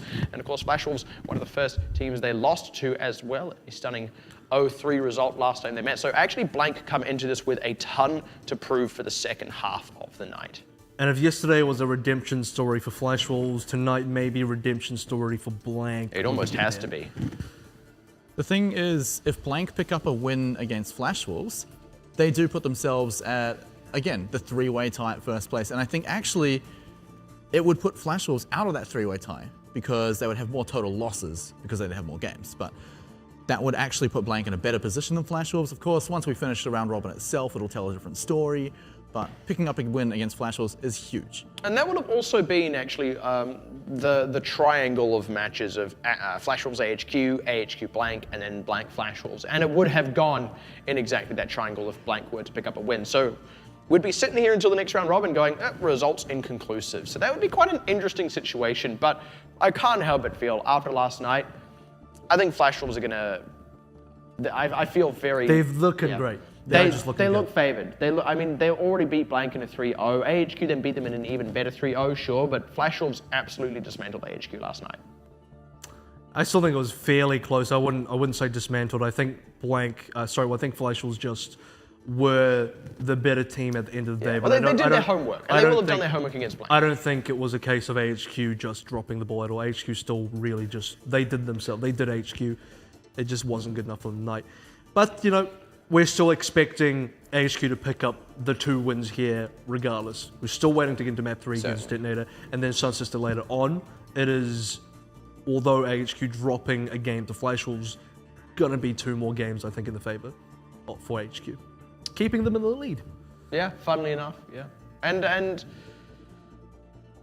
yeah, it's really odd when we look now at these teams that are sitting in the top 3 because there are 2 things that are at play here. The first is they want to get as many wins against each other as they possibly can, but we are often ending up in these kinds of triangular situations, which we'll touch on more as we get closer to playoffs, but the other thing that they need to do is maximize their wins against every other team after the fact. So AHQ already on track to do that, and then of course after the Blank Flash Wolves series, no matter which way that goes, both are going to be trying as hard as they possibly can to stay in that top 3. They don't want to give teams like Matchy and Hong Kong Attitude a window to get in, and they still have to last a whole final round robin. And that's the time that especially Matchy are going to be using to try and break into that spot. The funny thing is, we haven't had yet a triangle situation in the top 3, which we might get now. It's usually been just one of the teams is better than the other 2. Yeah, it's been 1, 2, 3. Yeah. And round robin 1, Blank was just the number 1 team. Round robin 2, AHQ just was the number 1 team. This time around, Flash Wolves, looking like it. They're kind of looking like it, but this next match, later on the evening, match number 3 rather, is going to tell that story a little bit better. And if anything, that just makes it harder to break into the top 3, because if whoever's in the bottom of it keeps changing, it's very different to if, say, Flash Wolves were the bottom of that top 3 the whole way through, because then they're the only team to beat. In this situation, any other team has to beat at least 2 teams out of that top 3. That is a monumental task. And DeToNator are sort of no different there. They... Not that their chances are really there, but they still, if this was a team wanting to break in, and they're currently 0-2 down against AHQ, kind of unable to find a way to break in. Like I said, we're about to go into Assault. What is that even going to look like for DeToNator? Because DeToNator they can't get past Cap 1 on Hollywood, and that's basically an Assault of itself. I don't know, it's not looking favorable. Not so much. Wow, it's Volskaya Industries. Volskaya. Well, that's AHQ's pick. We saw that yesterday as well. That's AHQ's pick. Yesterday, though, it was actually Flash Wolves picking it against AHQ. So this is interesting. Maybe this is even just AHQ wanting to make a statement, like maybe going, "Oh, look, yeah, no, we can win on Volskaya still. Like we're still good on." I think they can because I think. Oh, I definitely think they can. But I wonder if this is why it's a statement thing rather than just taking them to Anubis or Hanamura or something. I think it's too expected. It's too predictable that AHQ would go to either Hanamura or Anubis because that's where they normally go. I mean, and this is so far, in terms of AHQ's picking strategy here, they're not going for the expected picks. You know, people expect them to pick Nepal. No, sorry, we're going to Lijiang. You expect to go to Anubis. Sorry, we're going to Volskaya. Yeah, so if you take it back to what we were talking about in Control, right? In terms of hiding information, what's the most recent Control map that we've seen AHQ on? Yesterday, we saw them on Volskaya. So again, it's their most recent playstyle that we've seen on Control, and so there shouldn't be any surprises coming out of HQ tonight. Everyone's already knowing what they're going to play. They're not going to be, well, they're not likely to be tested nearly as much against DeToNator as they were against Flash Wolves, so really, they're going to be revealing even less. There's going to be even less on show for all the other teams to watch tonight. And really, because like we've all said tonight, Control is a pretty strong point for AHQ. It's one of the more expected ones for them to win, and they're 2 up against DeToNator. This is potentially the last map. Let's reveal absolutely nothing new. Yes, Assault. Yeah, so there's something else that's going to kind of come into play here, and I touched on it right at the top of the night. Volskaya is, of course, one of the Assault maps where that first point Sombra is actually quite a viable and now almost an expected thing, and I touched on this in that DeToNator have a harder time flexing onto that Sombra because they're not flexing a healer off. That's right. In fact, it's Saihari who tends to be their go-to for that. So they no, lose... Anakin. Anakin? Anakin plays this. Well, in any case, they lose a very necessary DPS. They basically forego having something like a Tracer. Especially on Anakin, I mean, the guy is, again, he is the superstar of the team. He's the Zonda of DeToNator. If you want to put your Zonda onto Sombra, I think it's a bit of a waste. Zombra.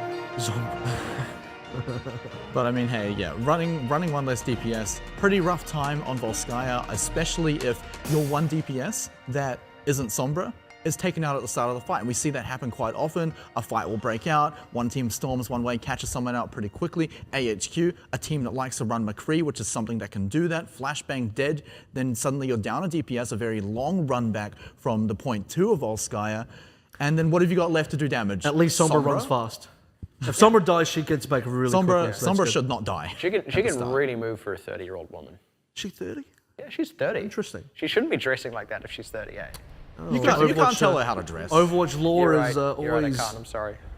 Full of surprises, isn't it? Well, in any case... Cybergoth Zaya can dress however she wants. Yeah, in any case, coming into what could well be our last map of the night, unless we do get, let's be frank, an upset out of DeToNator.GOLD. Once again, thank you very much, Smite. We will see you on the far side of this one to break down potentially the series as a whole. In any case, will be AHQ on first defense here.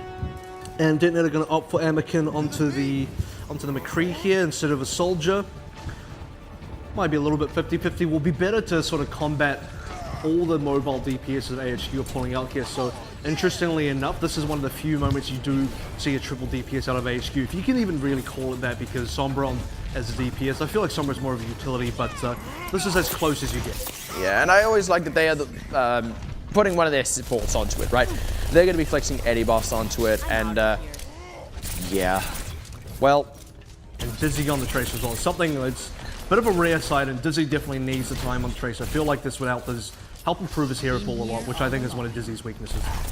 Yeah, there's quite a lot of squishy DPS actually coming out of AHQ, to be completely frank. I mean, this isn't unusual. I'm not going to go so far as to suggest that. EMP's almost up. Yeah, and actually now with that available, could be able to get onto the back of these healers here.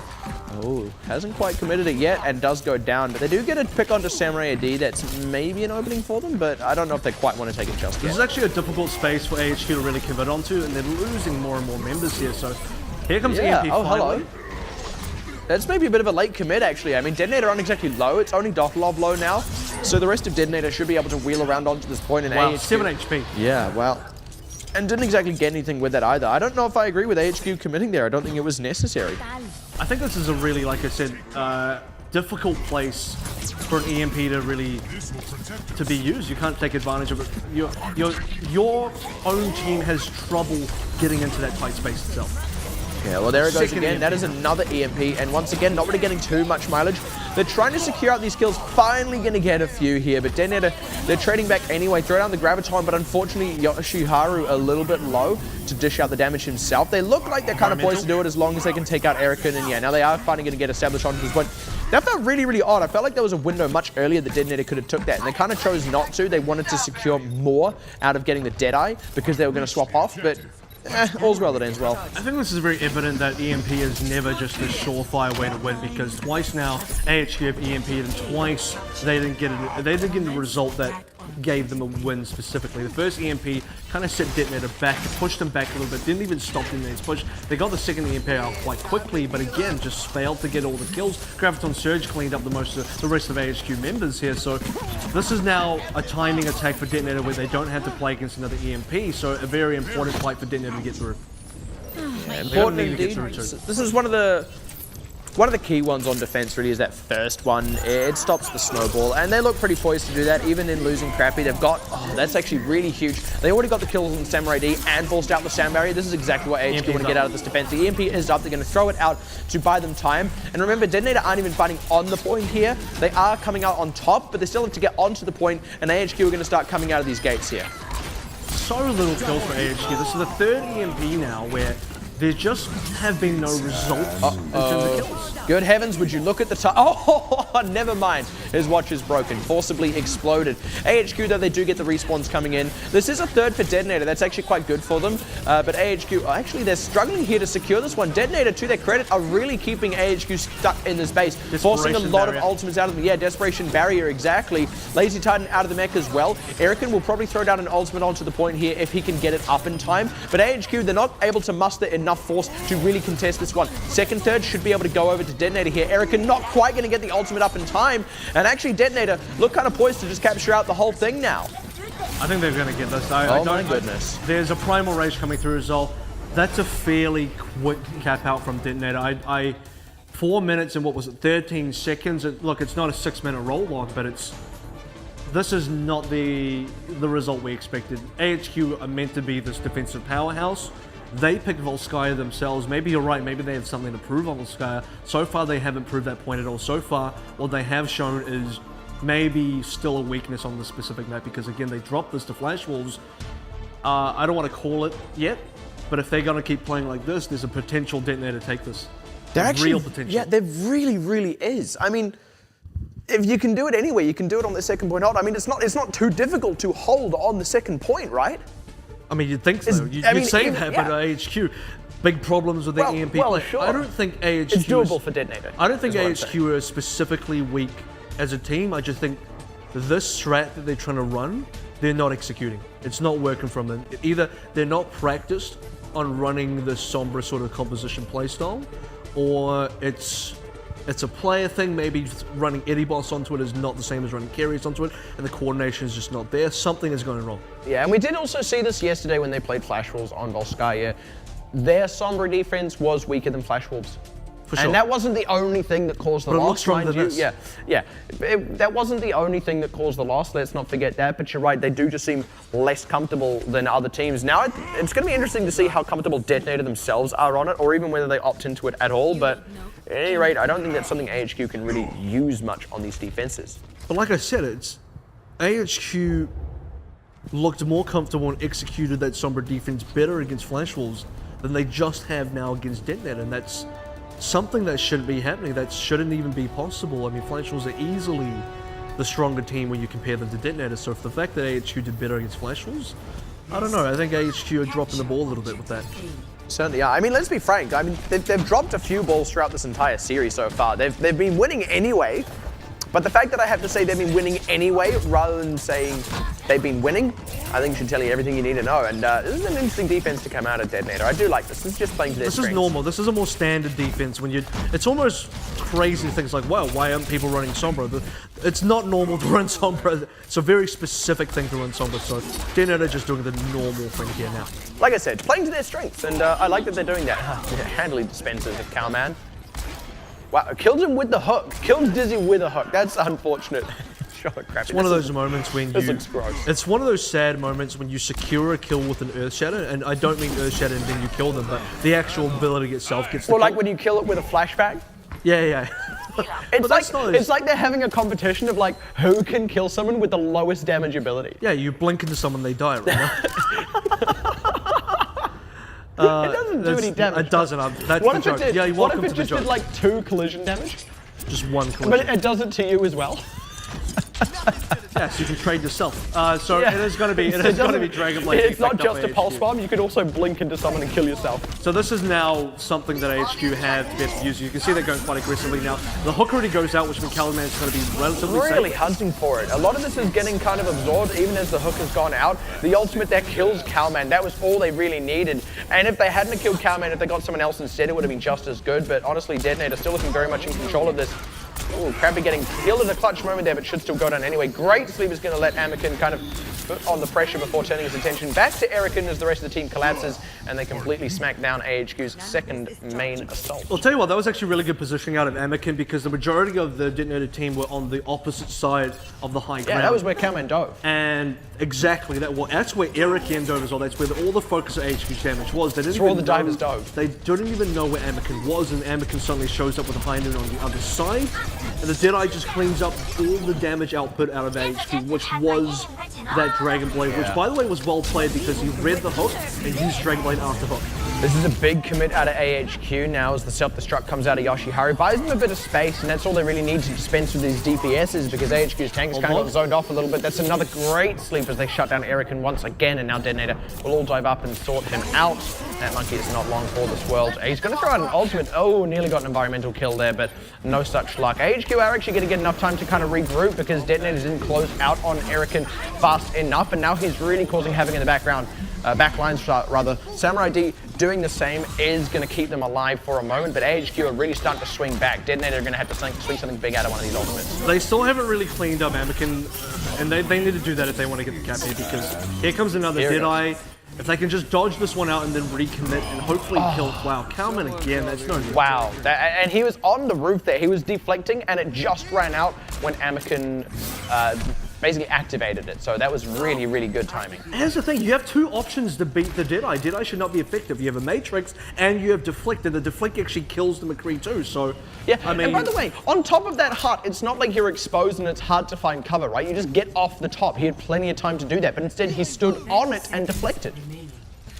You got to do the first thing. You can even have the other option is you just plant a pulse bomb onto Anakin, which Dizzy's already done this game. So that's a little bit riskier, that's a little bit more costly, but there are options AHQ have, and I don't think they're taking them. Yeah, well now they're going to go in with this Nano Blaze. They finally figured out where Anakin likes to sit, and they do kill him, but the rest of the team is still alive in this one. Oh, picking up a few more is really, really crucial. They've got the mech there and actually was able to close out on Dothlov as well. AHQ at the last minute are actually going to look to get this cap through, but they now have a lot less time. Yeah, in overtime, and had to use up all their ultimates. So no real opportunity for Snowball. DeToNator switching on to the Sombra had plenty of time to hack up all these health packs. And as long as they can hold on this first offense, which I feel they should be able to do, they can't actually bleed AHQ for this entire thing and take a win. And by the way, even if we go to time bank now, DeToNator have already set 4 minutes and 13 seconds. We're below 4 minutes for AHQ now. So time bank wise is just currently not looking too great. In terms of the Sombra play, I think we've had this discussion multiple times, but they are running Anakin on the Sombra, which I still think really inhibits their damage output, specifically when you need the damage output to make successive EMPs. Yeah, their other DPS right now is Saihati on that Tracer. They're not running any kind of triple DPS. They've still got the 2-2-2. And I mean, I find it hard to call Anakin DPS when you're on Sombra. Or rather, I find it hard to do Sombra DPS, and it's actually starting to cost them now. They did not have the damage output to close out really any kills here, and AHQ is starting to really hurt them. Starting to get some trade backs though, so the defender's advantage should overcome this one, but they had to use the only resources they had, and AHQ, despite not getting a favorable fight, do get a lot of ultimates out of it, and actually have enough maybe to come in for a second attack here and take What I find really interesting and kind of humorous even is the fact that DeToNator failed to get any kills during EMP, but then when EMP is out, that's when they get the kills. Like, how is that a thing? Because you're expected to get the kills during EMP. I actually think it's more so positioning. AHQ obviously more defensive during the EMP, and then they turn on their own aggression after the EMP and actually get to fight themselves. But it is just weird that you don't get kills during EMP when you should be. Yeah. Again, because they're running one less DPS yeah, as well, exactly. which really hurts. Where is the damage meant to come from in this team? And I mean, even like, you're not even running a Roadhog for one of your two tanks. Yeah, sure, you would want to just run a Roadhog, but these aren't damage-dealing tanks. Exactly, they're not damage-dealing tanks. You've got tanks. I mean, even a Reinhardt would deal more damage probably because the other team has to get up close and personal to you. But yeah, where is the damage meant to come from? Saihate's got to do all the legwork here. All of it. And he's got to do it against Dizzy and Cowman. Oh boy, at least, you know, the thing is, Dizzy is not the most threatening Tracer out there, so if I'm Saihate, I'm not particularly scared. I'm also not particularly scared of Cowman's Genji, so it's not impossible for these guys. There's also very few defensive healing ultimates to come out. Quick pick onto Eddie Boss really helps them, but that was maybe an unnecessary sound barrier committed out for DeToNator because AHQ were already in disarray having lost Eddie Boss. Cowman is doing work. Yeah, Cowman was in, whereas Crappy was out and Eddie Boss was dead. I don't think they needed to commit the sound barrier, but they did anyway, and you're right, Saihati does do the work, so they do repel this attack.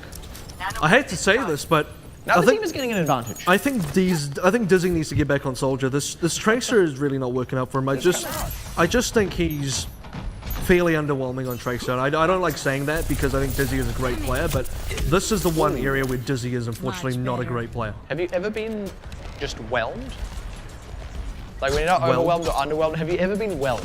Whelmed? Yeah. I've never gone like, wow. I watch IU play Tracer and I'm whelmed. And you're whelmed. I'm fairly whelmed. That is, well, Also in any case, Bacon Jack. yeah, once again, Saihari He already whelms getting more me. mileage than Dizzy, picking off Crappy, again, one of the few ultimates that was really at AHQ's disposal. We'll have a Transcendence soon, though. We're about to head into overtime again, so, you know, if AHQ get it in overtime, well, DeToNator only have to cap 1/3 on the first cap, and we've already seen what AHQ's first defense looks like in Volskaya, and it's a far cry from what they can show in Numbani, Hollywood, or just about any other map. Even if they went in right now, wiped everyone, I still don't think they'd actually get this without going into overtime. Yeah, the EMP goes out, it's going to be the full commit, and they do actually... They didn't get any boss. No, but they forced the Transcendence, which is just as good in a way, even though they didn't get kills out here. Now AHQ will throw in the rest of their ultimates, but they won't have anything else defensively as Crappy gets picked out. Already DeToNator looking in good shape for this fight. Funnily enough, putting this boost on Samurai D has done a lot of work for them. It turns him into a DPS. Erican doing a similar amount of work, but DeToNator will get the respawns through. Crappy gonna have to barrel his way towards this fight and get the Samurai off in time. Erican forced the ultimate out.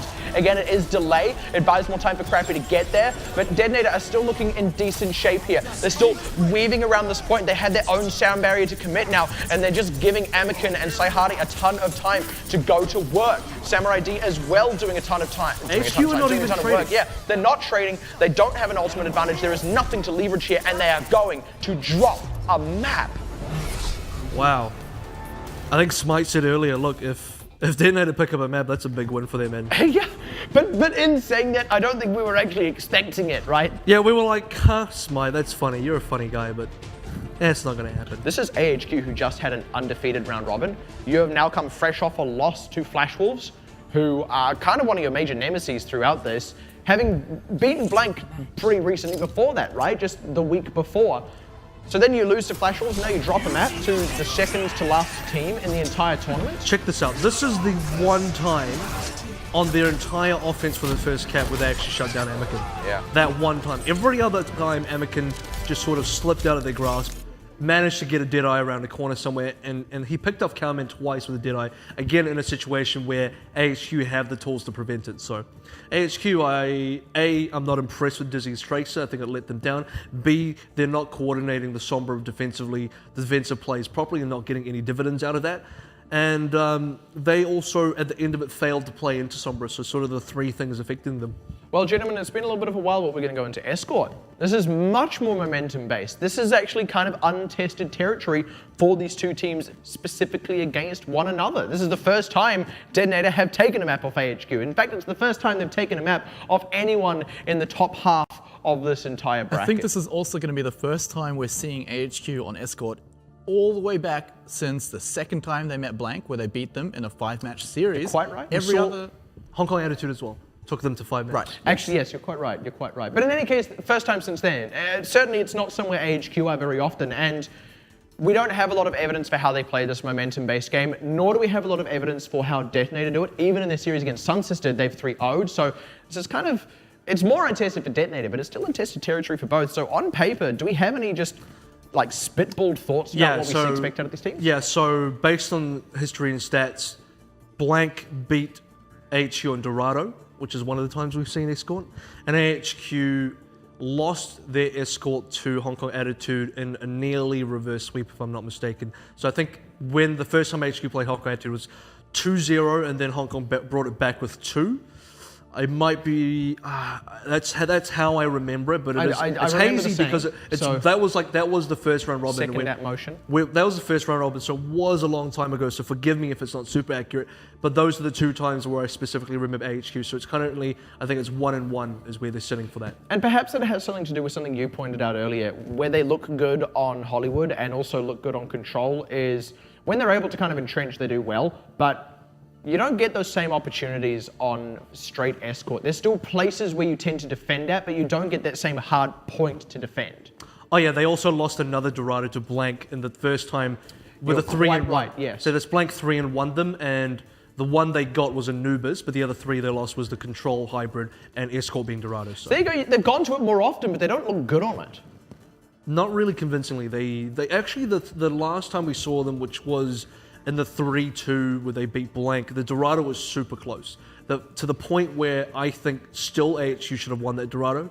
It just came down at the end. Crappy got unlucky. He didn't get a sound barrier off, and Gumbo delayed long enough with Transcendence for the respawners. So that could have still gone either way. Yeah, Smart, I'm curious to hear your thoughts about this, because you're the one that identified this kind of strength of AHQs in being able to hold specific points. Well, it all comes down to Dizzy on Soldier, right? We've talked endlessly about how it's just definitely his preferred hero, makes him the superstar, and even in the very most recent series, his Tracer hasn't been fantastic. So think about it in the way of, on a defense, on Escort, there's plenty of places to entrench. Think Dorado, Route 66, and even Gibraltar, plenty of places to stick a soldier. Now think about when you're going on to attack. There's a lot of different places where you almost have to invade the defender's spot and stick your soldier up there. So it's adding a whole extra duty for AHQ to do to play their preferred playstyle on attack. Whereas DeToNator, at least in this series specifically, DeToNator, they're still happy to run their dive on attack. If they want to run a soldier on defense, perfectly fine to do that. But AHQ, I feel like they're still either going to have trouble finding a spot for Dizzy to go and entrench himself on Escort, or they're going to go back to running Dizzy on Tracer, which has had subpar results compared to a soldier. They can also run Dizzy on McCree if they want to go that direction as well. Yeah, like Anakin brought out a McCree that was pretty useful, and Dizzy's still got a really decent McCree himself, which by the way we saw in Lijiang Control Center, and he was very sufficiently holding his own. He wasn't getting protected, and even when he wasn't getting protected, he was able to 50-50 most of the duels. And you know, he's got a lot of individual skill that he brings out. That is quite a good point, but I feel like jumping onto what you're saying, you kind of touched on something interesting there, and that by comparison, DeToNator's DPSs do feel a little bit more self-sustaining. I mean, AHQ get a lot of success out of playing Protect the Dizzy, but you're right, they have to go that extra little bit and set up the Dizzy. Whereas DeToNator, they kind of do that for themselves a little bit, with the exception of Dizzy on that McCree. I think you're quite right, but I mean, he can't do it so much on the soldier, and you touched on this as well. The Tracer feels a little bit subpar.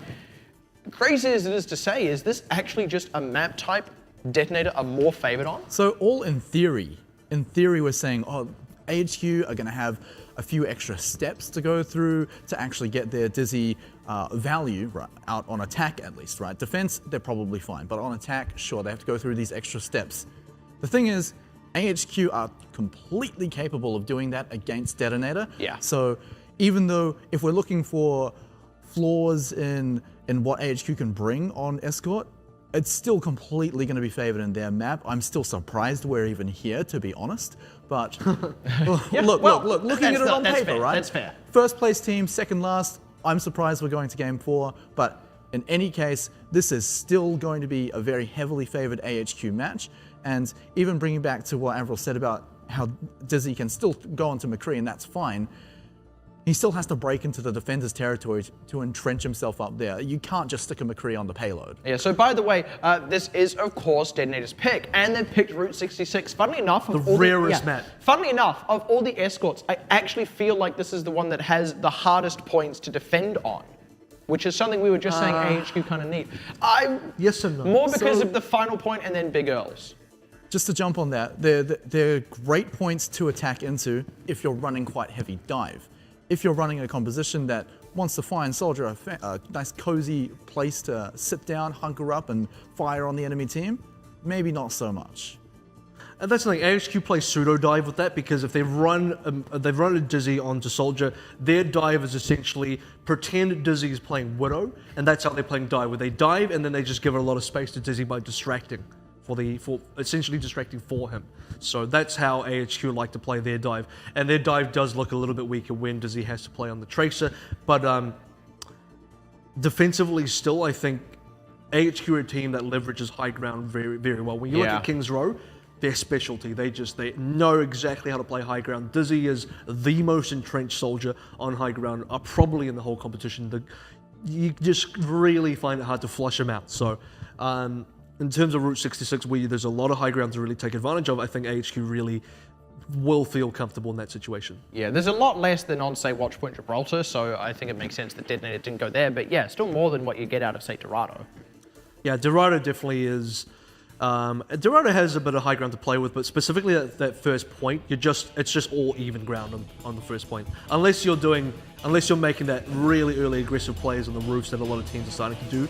But Route 66 is interesting because, like I said, a very rare map. We don't go to Escort often, and when we do, it's typically been Gibraltar, I think, which has been the most picked, and Route 66 has been the least picked. And Dorado's been in the middle there, but you just never see Dorado. Yeah, sorry, you never see Route. This is going to be my first Route 66, actually, all tournament. I'm kind of excited. Yeah. Actually, wait, no, that's a lie. There was one more. That was when the servo argument happened.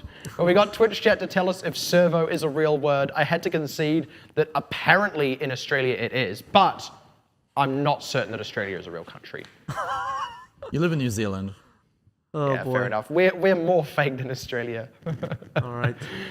It'd be different if we could have a lawn, but oh well. In any case, thank you very much for helping us break that one down, Smite, as tricky as this is to break down because there's so little evidence for us to work with. Well, I enjoy what on seeing earth? Kalman back on the hog, actually. It's one of his specialty picks where Triple tank. he's quite successful on that. That's one of the picks where if you put Kalman on there, you're pretty safe that you understand what his expected output is. Yeah. There's just no, like, is he going to do well or not? He's just going to do well. Same with Dizzy on Soldier. You know the expected output, he will do well. Yeah, and also with the triple tank as well, it's probably the harder thing to dive here if you're DeToNator. Even though they do have Dotlov on that Zenyatta, which can help against those tanks when you get that Discord down, but they're actually doing a good job of forcing the target on. Wow, straight up picks Dizzy. Good target prioritization with that Discord, and then Anakin diving deep. Creates probably just enough space. They can now have a lot of time to deal with these tanks. That might not have happened if Dizzy he just turned around at unfortunately the wrong time. He wanted to contest the card. Anakin caught him with his back turn, and that was just pretty much all that needed to be happen for Anakin.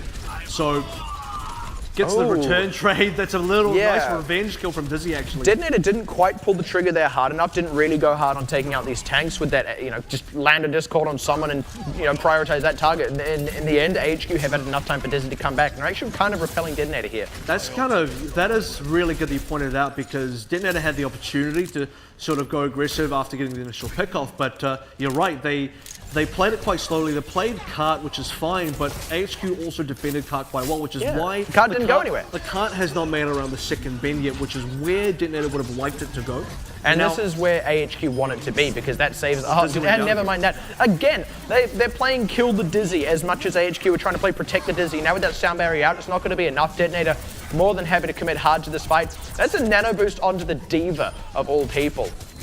If Eric dies here, there's not going to be a retake opportunity. They need Eric to stay alive so that when he Earth Shatters, Dizzy will be there to do the damage. Yeah, well, that's the self-destruct out, kind of a last-ditch one, and Lazy Titan goes out anyway. Erican, nowhere near this one. And actually, AHQ may have to cede this point, given that Lazy Titan died so much later. Yeah, I don't know if AHQ are going to go for this anymore. It appears they're not going to.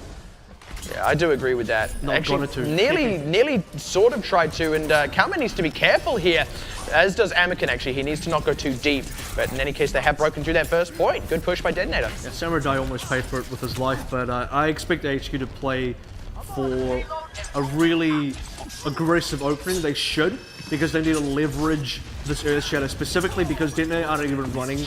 They're not even running in a Reinhardt, so you should be able to get a good Earth Shatter here, and they need to recharge ultimate. So AHQ backing off, I'm not too sure if I agree with that. I think they should be going for one aggressive play here. Well, now they're going to go for it, and So Hardy has already set up onto the side to try and catch them as they overcommit, but it doesn't quite work out for them. That Earth Shatter did give them enough leverage to take out the healers there. DeToNator were lucky, I think, to get that pick onto Edibos, but smartly do back up. They're going to need Kalman as well. Poor Yoshiharu. Yeah, this is really sad to see. But, that's cruelty. What I liked about that is they gave the kill to Crappy to sort of speed him up to get into that sound barrier because they have no defensive options here. They have a couple of defensive options with the Roadhog, Whole Hog coming up as well, but defensively, once the Dragon Blade and also the Attack Visor comes out, they need the sound barrier or they're going to get wiped. Yeah, they don't have a second defensive ult. They're only running the one healer, of course, because of the triple tank. So they do need that sound barrier. They got two healers, but only one defensive ult. Oh, actually, no, you're completely right. They are running Eddie Boss as well. But yes, one defensive vault is the more important thing here. Well, that's going to be the opening up, and straight into attack visor out of Dizzy means Anakin can't successfully engage. Good Transcendence comes out, will actually absorb it, but DeToNator goes down anyway, and DeToNator, they lose what they could have got out of that Dragon Blade anyway. Samurai D struggling through this one. They're going to try and respond now with Sayhadi's own ultimate, but he's just getting blocked out by the Diva, and DeToNator, I feel like they committed a couple of ultimates onto the back end when it was already kind of lost. Well, it ends up being a pretty good defense from AHQ. They sort of nullified both the offensive options from DeToNator without even having to commit Sound Barrier, which is going to pay dividends later on, because keeping the Sound Barrier means they can make any sort of play here while the offensive ultimates for DeToNator are still charging up. And if they time it correctly, they can get away with using Sound Barrier and then getting another Sound Barrier in time for DeToNator's next real big commit with the DPS ults. Change up for Amicans or going on to the Hog. Yeah, change up indeed, and I kind of like this as well, actually. They weren't really getting enough out of this Genji. We're finding it a little tricky to dive, and yeah, I think with this they can actually go for a pick-oriented thing, which, I mean, if they're looking to just dive the Dizzy and take him out at the top, then going pick, it makes sense. Alright, a couple of flanks going on here as well. well. Rest in pepperonis, Anakin. Well, literally resting because he fell Doesn't asleep. get saved by the Sound Barrier either. That's actually a decent response. The self-destruct getting Eddie Boss, and they break Erican as well. This is a window for DeToNator, and they go all in on this one. I very much like this, even though they unfortunately lost Anakin, and they do lose Sayhadi as well, but they're really committing hard to this. They need to close out very quickly though, because they're not on the cart, they're not getting distance, and Erican has respawned. He will have an Earth Shatter, and there isn't much here for DeToNator. Why is Dizzy still here? He needed to run away so much earlier. This is a big problem. If Dizzy dies, get out? their opportunity to no, this is a big problem. Never mind. They're not gonna. They're gonna struggle to retake now because they need to get the tanks to the front line and then get the backup support from Dizzy. If they have to wait for Dizzy to respawn, they're going to be relying completely on Erican, and oh, that's a good Earth Shatter. Good response went out of Erican, but Sayhadi is set up here on this high ground as the entirety of AHQ. They are walking right into it if they want to keep this fight going. Dizzy finally arrives, finds his team all dead to rights, and now he is surely soon to follow. At the very least, is going to have to run away from this one, and that's a second point for DeToNator. That was a big mistake from Dizzy. He should have left. He had time to leave. If he just got back, he would have been fine. Also, the other unfortunate thing, I don't know if you noticed, but Crappy went for the Sound Barrier there. I saw the command line go up. He went drop and then just didn't finish the beat because he got killed in the middle of it. So a lot of things could have gone differently for AHQ there. They're sitting on a lot of ults, not because of good rotations or good economy, but just because they're dying before they can even use it. Very unfortunate pick onto Samurai D there. That is not what you want out of DeToNator.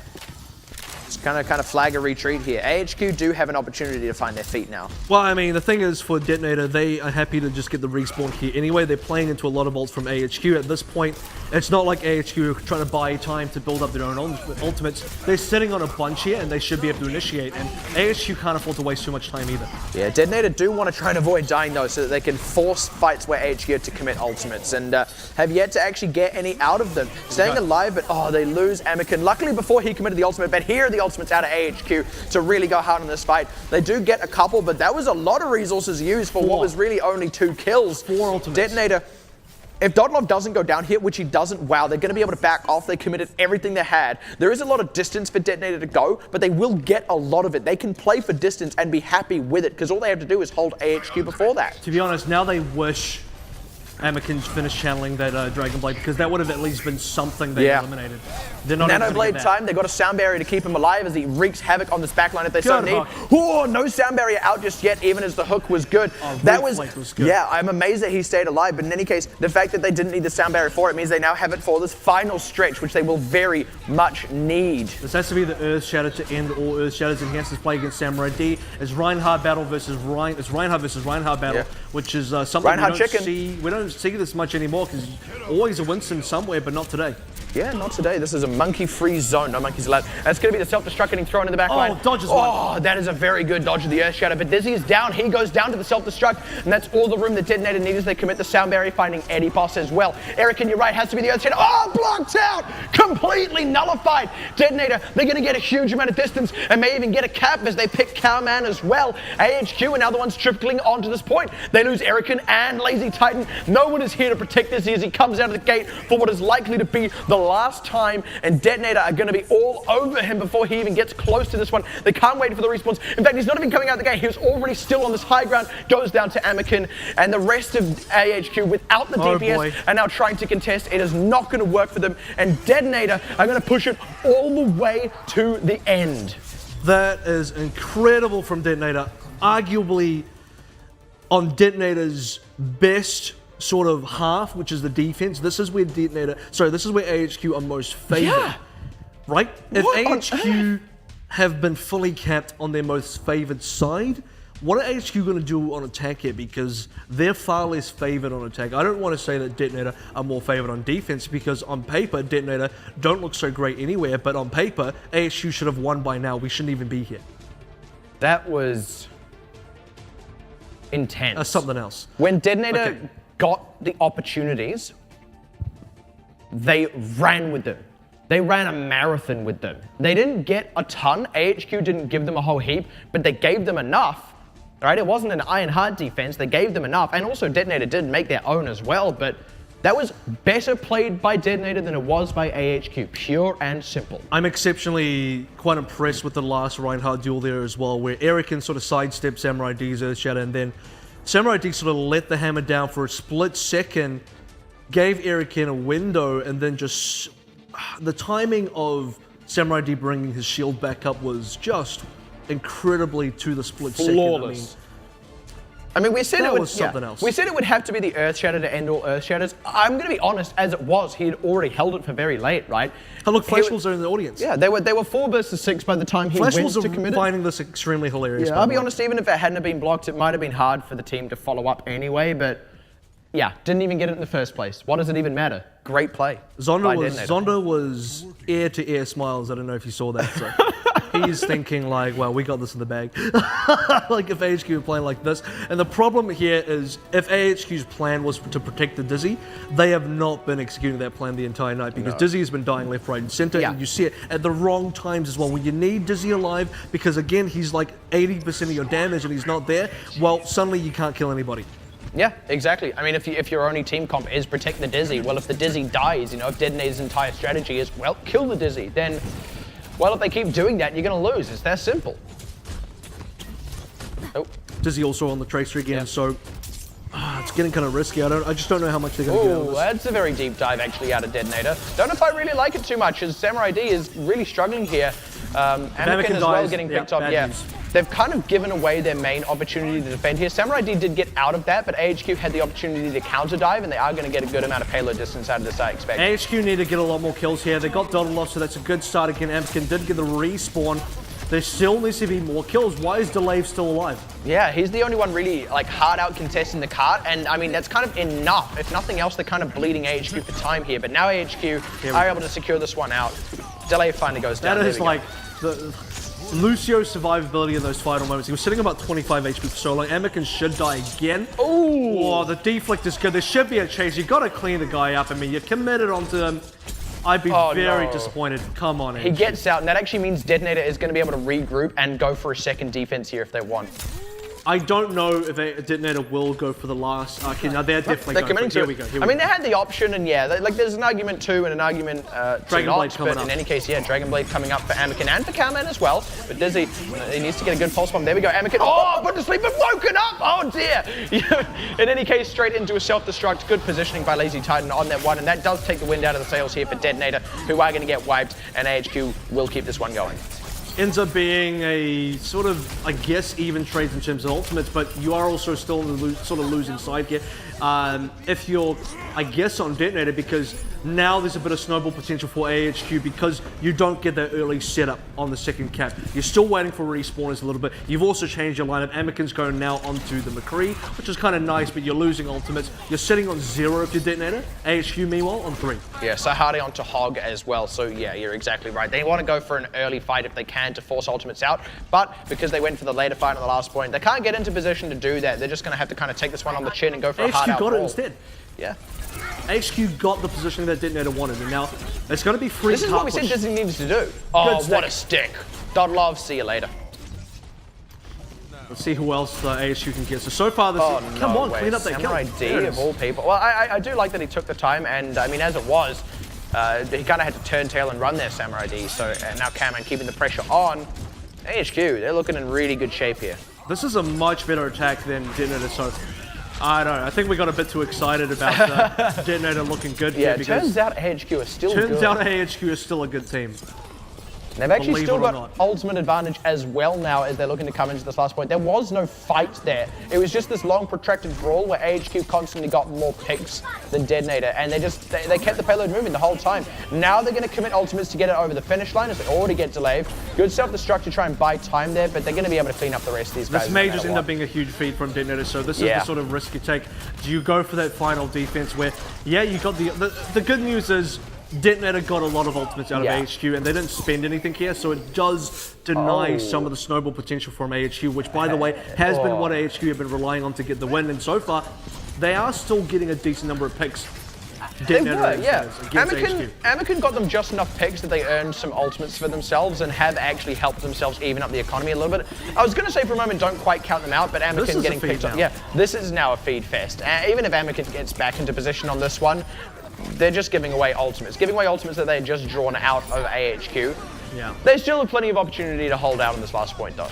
I mean, I think buying time is also somewhat valuable for DeToNator because... Arguably, yeah. Yeah, it is. And I guess the silver lining is DeToNator, while going for that attempt to defend, because they made the trades and it wasn't just a one-way sort of snowball push from the HQ, DeToNator ended up building the ultimates as well. Oh, ooh, Anakin stuck by Dizzy. That's going to give AHQ a lot of room to work with and enough time to probably charge up this Nano Blade two in combo. a row, that's good. Wow, 2 in a row, Dot Love as well, which means no boost for him as Delay commits the Sound Barrier Samurai D whiffing the ultimate. That's and DeToNator are throwing a lot of ultimates at the wall here and not really getting much for it. Throwing out Anakin as well, it gets deflected, he gets nothing for it, and AHQ is still getting the picks. This is very poorly controlled by DeToNator. This is probably the best performance on Tracer Dizzy has had, like, all night. He gets a mech as well. He's just got 4 kills and a mech. Calman picking up 2 kills of his own. It's dynamic duo. Technically a half kill because, you know, one player got the mech, the other one got the baby diva, so, you know, That's they share dynamic that one. duo.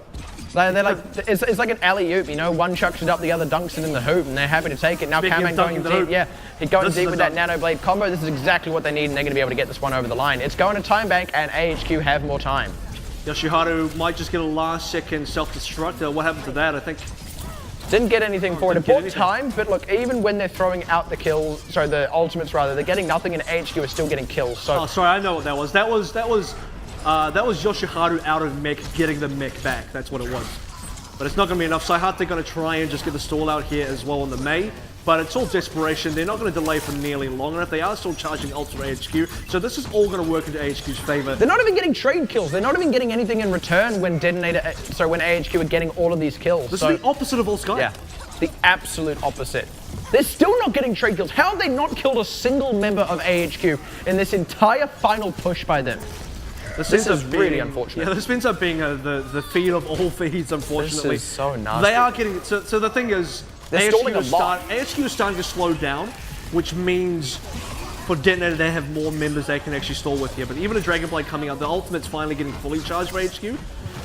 What I like from DeToNator is they are delayed a long time. Yeah, they're buying a lot of time, and that may be all they need because it will go to time bank. So it's going to be 1 minute to 2:36. Still very much favored for AHQ, but I mean, given that not a single member of AHQ died in that final push, which is a terrible thing in and of itself for DeToNator, that it should not have happened. But in any case, they did at least bleed them for as much time as possible. I think that was the game plan from about the second half of Streets phase onwards. Was you could see it from DeToNator, their entire sort of attacking strategy ended up being, okay, we're just going to buy time here because they're not getting a lot else. And even just going onwards, it almost felt like DeToNator defensively, if I was going to describe what they ended up being, was our defense is not, can we hold AHQ, but rather how long can we delay HQ before they fully get Which gives up the win condition, really. But on the topic as well of them not killing anyone, not getting any trades back, at that point, AHQ had 6 guys just entrenched on the payload itself,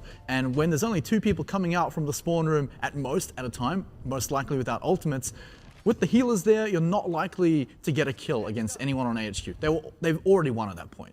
Right, well, in any case, it's going to be DeToNator getting to attack first as they have the least time. They're the ones who get to set the precedent here. And look, that minute and a half difference, it looks like a lot, but it's really all about payload distance, and you can get a lot of distance in overtime. I actually touched on this earlier. Time bank is something very infrequently practiced. I actually want to bring up something as well in terms of that last struggle.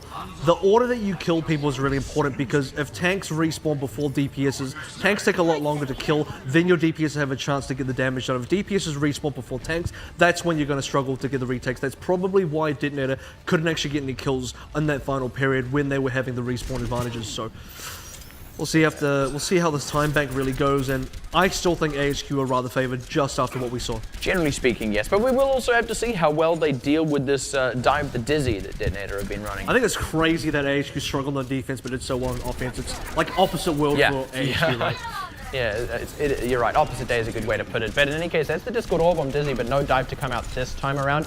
And once again, AHQ contesting the payload same place as last time. DeToNator haven't really found their in just yet.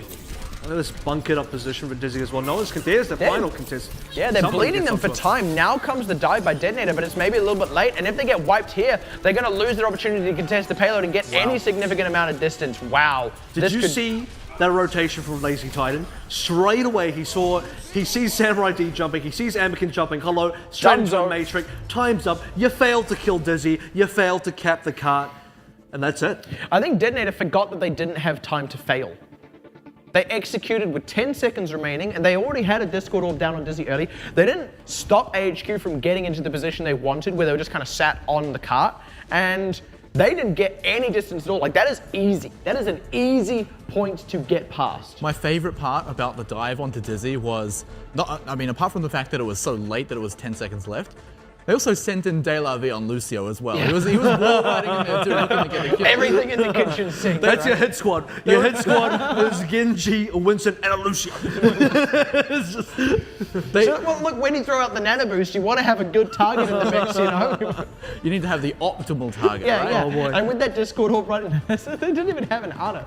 Then the Discord Orb on Discord, I gotta say for AHQ, it was, they set the trap and they sprung it right on top of DeToNator. Like, put Dizzy like up. a Yu-Gi-Oh card. Dizzy, yeah, well, I mean, Dizzy was kind of there as bait almost, and as soon as they went on Dizzy, bam, Lazy Titan right there, Matrixed out. You can't kill Dizzy, even if you do. Look, we're actually killing your other 3 members, which are contesting the car, which, by the way, is what you're meant to be doing also. So you got to get Dizzy. Also, you got to push the car. You did neither, and suddenly you've been stopped in your tracks, which is where DeToNator is sitting now. Yeah, and now where DeToNator didn't have time to fail, AHQ actually do. That's not, you're not going to plan to fail, certainly, but, if things go all right, they can go all right, possibly even twice, and AHQ should still have enough time to get this over the line. And yeah, do you see what that is? That Junkrat player is specifically checking to see if DeToNator are making some sort of cheese play inside those areas. Kind of but funny. actually, they're making a desperate cheese play. Yeah, the cheese play's here. Here comes the cheese, and it is an aged Gouda coming out of this cave, and they've been doing just fine.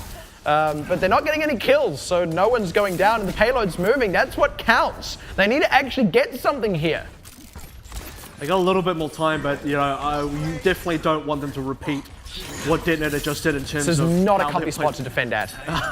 Just running in with the deflect, and then they just sort of let him go past. He's now somewhere in the back line. We don't know where Cowman is. Ooh, that's a crucial pick. Takes out one of the key harassers of said back line, but slowly but surely, DeToNator are having to readjust their position, going further and further back. Anakin takes that harasser straight to HR. So Hardy, he needs to not go down. Okay, he's going to get a chance to take a breather. This is still very, maybe overly patient from AHQ, but you got to be calculated. You got to be calculated to be on HQ on this attack. At the same time, 30 seconds is gone. More than 30 seconds is gone now without any significant. No, they've lost a minute. They've lost a whole minute. Okay, actually. sorry, you're right. Time, it is a minute with barely any card distance. If this was DeToNator's attack, I mean, if HQ had DeToNator's time, HQ would have already lost. They're actually now at risk of doing exactly what DeToNator did just before, and they're going to have to do it into Yoshiharu's Graviton. Having that available has been huge. They want to hold it for as long as possible, and if they can do that, here he goes. Eden. Oh no, that could be devastating. They committed the sound barrier as well, as did AHQ. No kills either way just yet, but Yoshiharu getting pressured. No payload distance just yet though, and that's going to be the Nano Blade combo out of the picture. Erican gets picked, and AHQ, they're losing their window. DeToNator have held it, even though the Graviton got eaten. I don't believe this. They have time for one more fight, but DeToNator are holding somewhere that no team by rights should be able to hold. And AHQ is so far sitting on no ultimates. They're changing heroes. They're changing up any possibility to get ultimates. They're sitting here thinking, okay, we're not going to rely on ultimates here. We're just going to rely on these straight hero picks and the compositional synergy here. Going for a flank Oh, they're play. going deep. They're going deep. They're relying on Lazy Titan and Erican 20 buying seconds. time with the self-destruct and Primal Rage. But, they've already got the picks for it. The 20 seconds, it could be just enough time. They're throwing Anakin into disarray. They need to get on the payload, get it moving. 10 seconds remaining, and they do indeed have it moving. But Cowman gets picked. Eddie Boss in trouble. They do pick out Anakin. This is going to be very tight. So hard with this whole hog. It's been what is holding down this payload. 2 seconds left. All they need to do now is wipe AHQ. That is all that it's going to take this to a game 5. That is a great self-destruct, though. That is going to give AHQ all the room they need, and they do just barely get it over the line. That was too close for anyone's liking, and I'm kind of shaking here in my seat. I don't know about you. Yeah, no, I am too. I don't believe what I've just seen. That was far too close, and by the way, Lazy Titan. The fact that DeToNator held so long at that spot specifically, Yeah. I'm out of words. Lazy guys. Titan, I'm out but of words. what a phenomenal player. Just you think that grab was going to come through? No, you don't. Not if Lazy Titan's got something to say about it. Had that gone through, that would have been a very different situation. I would have actually liked to see him hold it for the very last fight. I don't disagree with him using it when he did, but in any case, they nearly didn't do it. And I think that's the most terrifying thing of it all. We can look at that and go, okay, AHQ, they have weathered the storm, they got it through, they've finished the series as well, they've taken the win, good job. But man, they nearly didn't. They nearly went to a game 5. If you sort of flipped the script and you gave AHQ DeToNator's time, they didn't do it.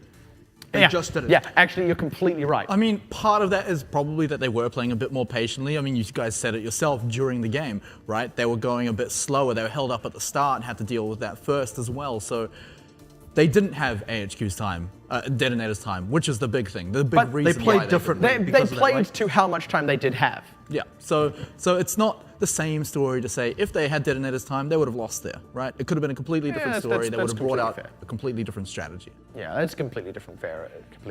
Completely fair is what I actually mean to say, but there's a lot to unpack in that series, guys. And AHQ do actually go straight into a series against Sun Sister. Now, Sun Sister performed even worse than DeToNator, but they've got to be a little bit shaken, right?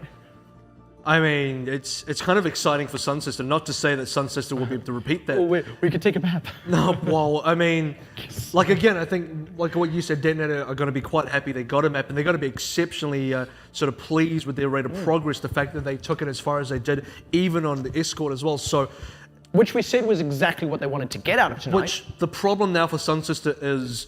Sun Sister, are they going to be able to repeat any of that success? Because this is not the same team. Yeah. DeToNator have just recently 3-0'd Sun Sister, so DeToNator have been on the up.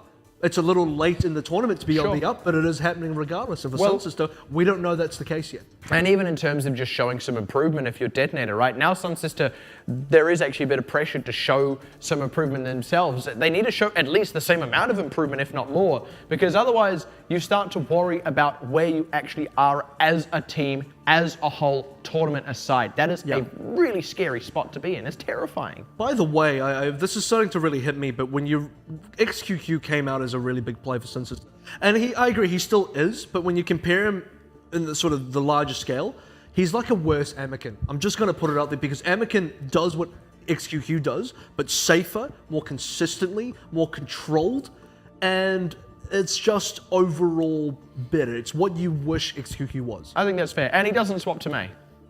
He doesn't do random swaps that don't fit with your composition. He just does things that work for your team, and he's good. And I think DeToNator, this is probably their best showing so far. Like result-wise, nah, but like in terms of how they're playing, yeah, definitely. 100%, right? I mean, one map, almost taking Escort on Route 66, and then let's not forget, all the way back at the start of the night, took a map on Control as well. That's almost unheard of from the Japanese teams against not just these top-tier teams, but almost any other team that's not from Japan. Yeah, right? this isn't even against Fireball or Maxi. Which, by the way, or is going to be hype. Yeah. This is against the front runner who very recently went undefeated through a round robin. This would be like if Blank, after their first undefeated first undefeated round robin, lost a map and nearly lost another one to one To of the teams. DeToNator on day one or something? Yeah. Like, oh, that almost What? That would have been nuts, man. I can't believe I'm about to say this, but Fireball versus DeToNator is going to be great.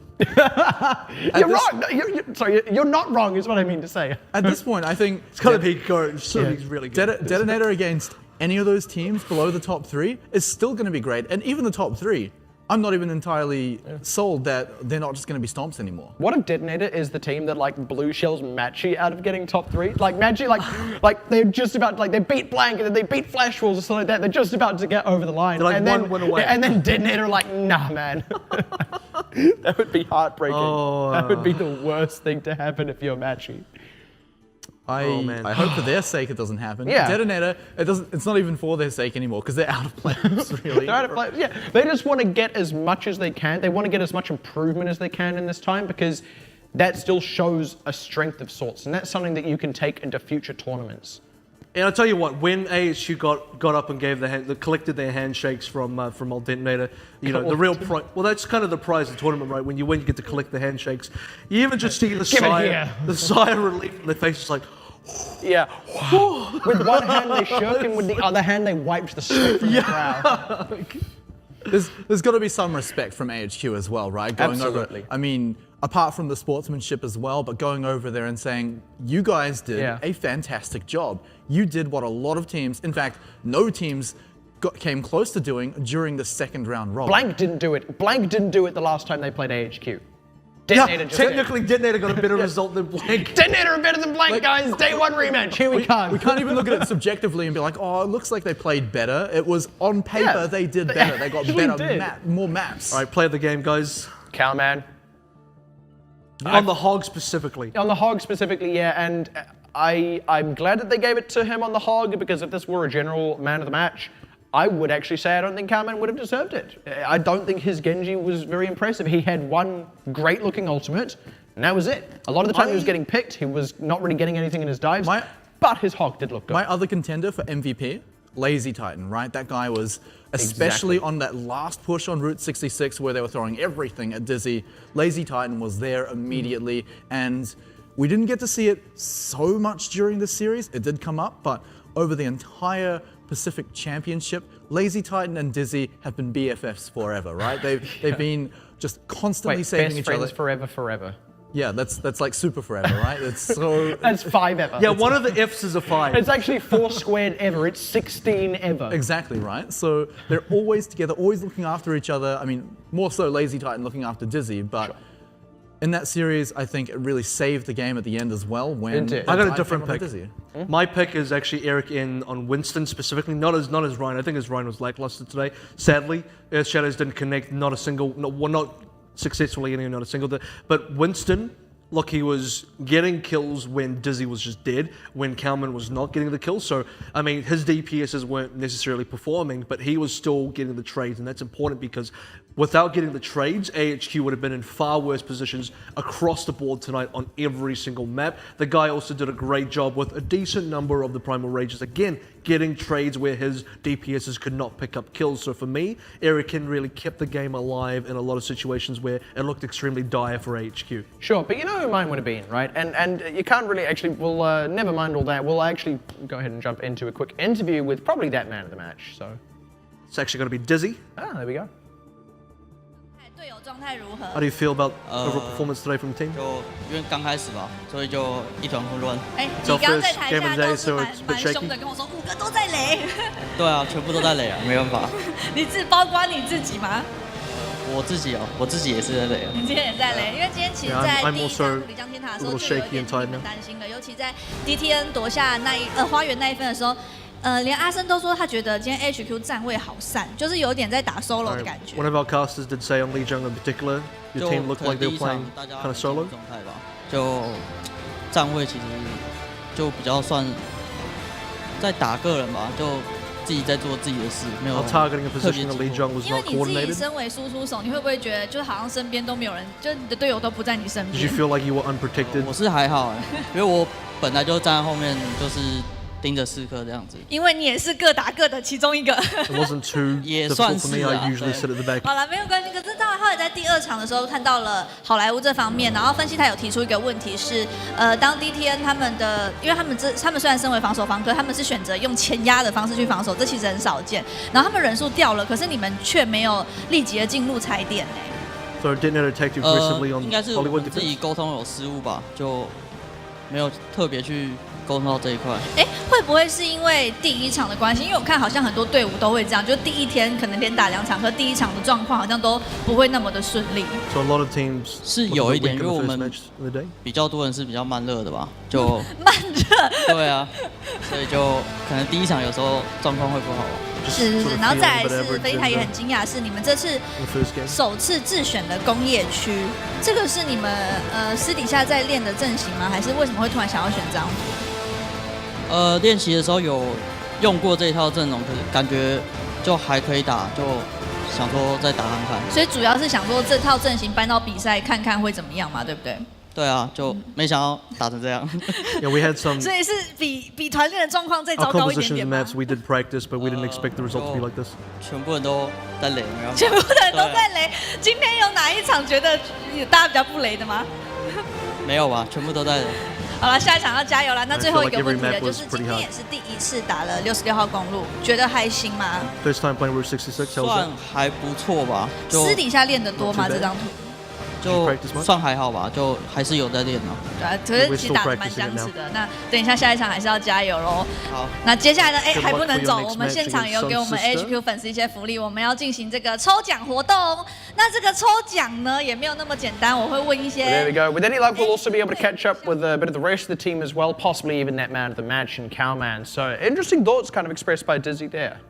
And they do some. They're also doing just if you're wondering what they're still doing here, they're having some sort of fan interaction as well. So with the because it is AHQ's home day, Certainly. so much like what we saw yesterday with Flash Wolves, where it's kind of like fan meeting. Let's have a team signing your autographs as well. It's AHQ's day for that. So 队伍里面擅长托比昂又成为劳工王的是哪一个 So it's 队 about 友？ trivia. 我 It's 数 like 到3。好来，1、2、3。 the 你挑，你们再看。右边的有2个，哪一个？ crowd, the hands up. 啊，很尴尬吧？后面那个后面那个 Dizzy's 牛 got to 仔 be the 牛仔 one 外 to 套 pick the 的 person that 请 gets 问 to 是 answer 谁 the trivia. I 就 think 是 they get a 你 nice 对 little 不用回 prize as 头 well. 看了。also pretty Crazy cool 啊！ to be 恭喜你， doing 恭喜你！好，在那边不要动就好了。我们这个礼物宅配到福斯 HQ 的签名。 Yeah, absolutely. Them and Flash Wolves both, and even Machu Yeah. really. HQ They are the home teams, 队 certainly. 员 I mean, even when 里面 it's not their home day, they're the home 谁 teams. 有刺青这应该蛮简单的吧？有在。 Yeah, so I mean, I really do enjoy this aspect of 1、2、3。 the tournament where it's like getting to interact with teams on I guess on a deeper level. Being able to meet them, being able to sort of even get prizes and having all the AHQ kind of stuff there. I'm not too sure what they're getting there. Maybe it's an AHQ shirt. Yeah, I think that is what it is. No matter what it was, 哪2位成员 he looks stoked. Maybe I want to answer some questions and get a shirt. 1、2、3。 Yeah. But I'd have to ask them in Mandarin. So I like you could, but You'd be guessing. I Yeah, finally learned some Mandarin yesterday. You taught me how to say May's alt line, the one that's in Mandarin, but I can't remember. well, 好，接下 if 来 you 礼 ever 物 face 要换 if you ever 要 face 换这 DeToNator 个 in Hollywood, you'll XTG find out. 的 Like this is just going off by ear, but isn't it something like don't shoot, don't know wow? 外 Yeah, 界 you 一 really You butchered don't that know one. what she's saying. 好，来，那我们接下来问下一个问题。 But No, I'm not going I to try and swore- do it because they're going to get it too 好 wrong. 诡异哦！ I 请问 swore coming up 在 is HQ like 队员里面 English. 谁的慈 No, 悲像 the 鬼一 line 样 that she says 是很 when 雷的 she's 意思 saying I swore coming up. Well, that's the thing is there's an English version and the original language version of whatever the hero is, and it's exactly the perfect translation of what the English version is anyway. So Yeah, they you'll do always that. kind of get there. A lot of the ultimate lines are like that. Actually, we learned that yesterday with Zarya as well. Her ultimate line is just her saying fire at will in Yeah, it Russian. is. 好，恭喜你啊！再来下一位， There's 下一个问题是 A lot of HQ shirts to give out. You notice as well, Flash Wolves specifically yesterday. I know it's not their day, but they brought out a new uniform which we haven't seen before, which is that black uniform that Coach Ray was wearing, and a couple of the other guys were wearing that later on as well. So, you know, 好，恭喜 there 你 is 答对了，就是他本人啦。 definitely a lot of 好，再来， I guess specific HQ 的节目中 cool things related to a team on their home day, which interestingly enough, Blank have a back-to-back home side as well, if I'm not mistaken. So I wonder if they're going to get the same. where I don't think they're going to get a home team sort of thing today, but I'd like to see if any other team. Actually, we saw Machi get a home day one time as well. Yeah, You guys actually, remember that a while ago? Yeah. Today, by tournament rules, it is also Blank's home day. Like it's when they get the two back. They get the two back-to-back homes. Yeah, yeah. So I wonder if they'll actually get a similar. They get a home thing day to in others. Australia, actually. So right now in Australia, someone is doing a celebration. Yeah. somewhere in a servo. Yeah. out in Alice Springs, they're giving away blank t-shirts. If you hurry on down there, jump in your ute, bring your goat, and now you've got a blank t-shirt. I don't know what a goat's got anything to do with it, but why not? Bring your dingo. Bring your goat anyway. Bring your dingo. That's Oh what you boy, get, yeah. that's Bring your too dingo much. and your huntsman spider. That's too much. And a stubby. Heck, even wear stubbies. Beat Oh the heat. boy. Yeah, I think the thing is, AHQ actually can't afford to celebrate too early here either, because No, they've got one certainly more not. match to go, and if they've sort of looked slightly shaky against DeToNator, you can't exactly write Sunsis off just yet. You'd probably be right to on paper, but you know, On we paper. thought On paper. we thought on paper this would be a 3-0 Exactly. against DeToNator. yeah. Like, they're still favoured coming into the next matchup against Sun Sister, but you're right, they have to be careful as well. We know triumphant pride I got precipitates 2 the shirts. dizzying fall. Yeah, but with that, we are going to go ahead and jump to a quick break before AHQ take on the second Japanese team in Sun Sister. We'll be right back with that, so don't go anywhere.